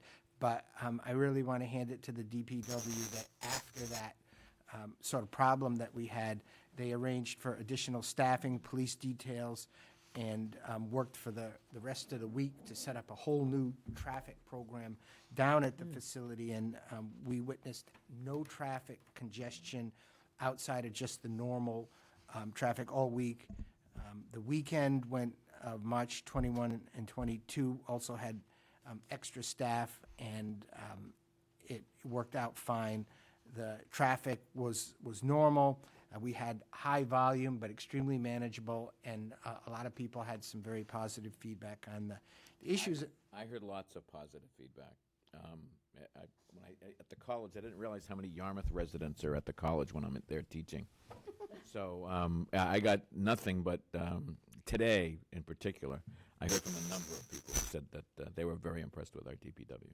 Oh, great. So I want to single out And I Roby promised I'd Whitehouse. pass it along. Yeah, Roby. She really, took it to heart, that thing that happened Sunday. She felt so terrible about it, and Was she out there directing She was. traffic? yeah, she was out there all Sunday and God bless her. She's amazing. worked on the communications and everything. So I think it was kind of similar to the blizzard, that when it immediately hit, we were overwhelmed for a short period of time, but I think everyone worked real hard. So I just wanted to, Very cool. to mention, and I think, even whether it's the snow removal or the tree removal, I think Yarmouth showed their class among all of our peers, and it left a lot of people questioning what was going on in their own communities. So I felt it was a good effort.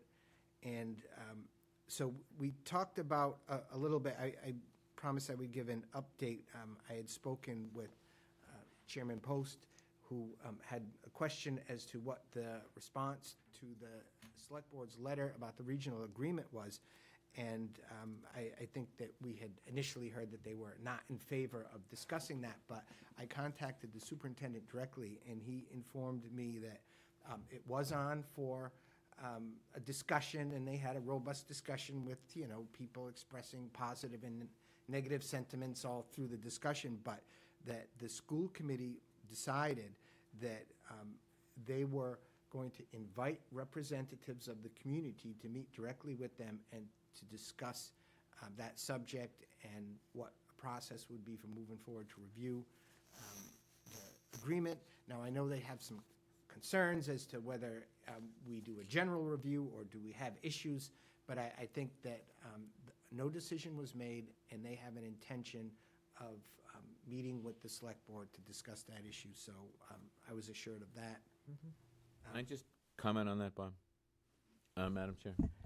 I want to make sure that we have in the discussion a process in place that institutionalizes a regular review. All right, we have in our charter a provision in the charter that requires a review, and it has to be initiated by the moderator. And no 10-year period can pass without the moderator convening a group to come in, accept testimony and recommendations from all sorts of boards on changes and improvements to the charter. It happens. We do it. It's not a debate about over the charter. It's a debate. What we have is a process, and when that's convened, all the pent-up issues or things that have been percolating for a while, people have an opportunity to present them and debate them and discuss them. They deliberate on them, and then they come back with an article for town meeting or two on changes that either need to be made in bylaws or in the charter. We need the same thing with this. There needs to be a process where we automatically convene Have to, yeah. every so many years or during a certain interval, and it should be at least once before the agreement expires. I mean, do these agreements have an expiration? I don't think they do. They do. No, so there needs to be something at least every 5 years where processes convene where people come back. We do, like I said, we do that in our charter. I think most municipal charters have some kind of oversight requirement, and but this is lacking in this document. So I think what I would recommend is it would be nice to get that process figured out, and then have a separate conversation with on some of the various issues that we need to talk about. But if we can at least figure out a process that can get worked out, that would be a huge step forward. Yep. Because it's missing from the current agreement. Okay, so another item, I had a couple of questions people asked about the banners that go out on Route 28. There's a number of them up, but there's also not as many as we used to have, and so I looked into it, and apparently the chamber is no longer going to be putting those banners up for us, so we're going to have to take it over, and community development is working on it right now, getting the banners, and we'll get somebody up there and we'll get the banners installed, and so it's in the works, and you'll see those banners for this spring. Good thing they weren't there in the storm, they probably would have ripped down, but we'll be putting those up this spring. And I wanted to let you know, we had an ME Small Building Committee this past week, and we focused the entire meeting on working out an RFP for a project manager. So we were talking all about the evaluation process, which is 99% specified by the SBA anyway, so we'll be finalizing our RFP for a project manager, and that's the next step there.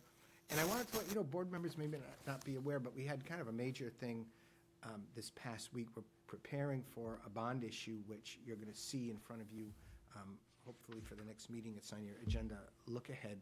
And so we had our bond rating meeting with the Standard & Poor's Municipal Credit Risk Agency. And that's a very intensive process, and it involved our entire, financial team, as well as me, discussing all of the ins and outs. And I just want to say, look, we've got some issues that are going on nationally, globally, that impact the economy. They're entirely out of the control of our town. And, all of those issues go into our bond rating. But listen, I want to focus on the issues under the control of this community. I believe are all of the measures impeccable, AAA material. The management of the town, the amount of reserves we've created, the budget performance that this town has, all of our metrics equal, we should get a bond rating increase. So I just want to say, I thought the team did a great job. Our numbers are there. If I know Standard & Poor's has not been handing out a lot of upgrades just because of all of these outside issues, but I think that the town represented itself quite well, and you'll see in the report that we get, whether we get a rating increase or not, that you'll see the standards that they list for comparing our town are going to be extremely favorable. And so we went through that process, and we're expecting the report back by the end of this week or so. So you guys will be the first to see our new bond rating. And that's all I have for tonight, just a smattering of issues going on. Excellent. I'd like to make a motion to adjourn, Madam Chair. And I'd like to make a comment on that. I would. Actually, I'd like to thank you for handling the public comment very nicely tonight. Thank you, Tracy. Great job, Tracy. Yeah. Timer comes in handy, doesn't it? I know, but you know what the problem is? I gotta say, I feel like I'm distracted from. That's why next I time. want to listen, and now I'm looking, and I feel like I'm You not need to have paying them somebody- the attention And next that time, they have Amy do the timer. Yeah. Right. Okay, we'll Yeah. She's delegate very to good at Amy. that, yeah. Have a mechanical one where you don't have to look at it. My mother and and it the just egg goes timer. Remember when you were on the phone, We're the done. landline, and she'd put the egg timer because she had We 3 vote girls? on the adjournment? All those in favor? Aye. Aye. Have a good night. Thank you, everybody. Thank you. I loved it.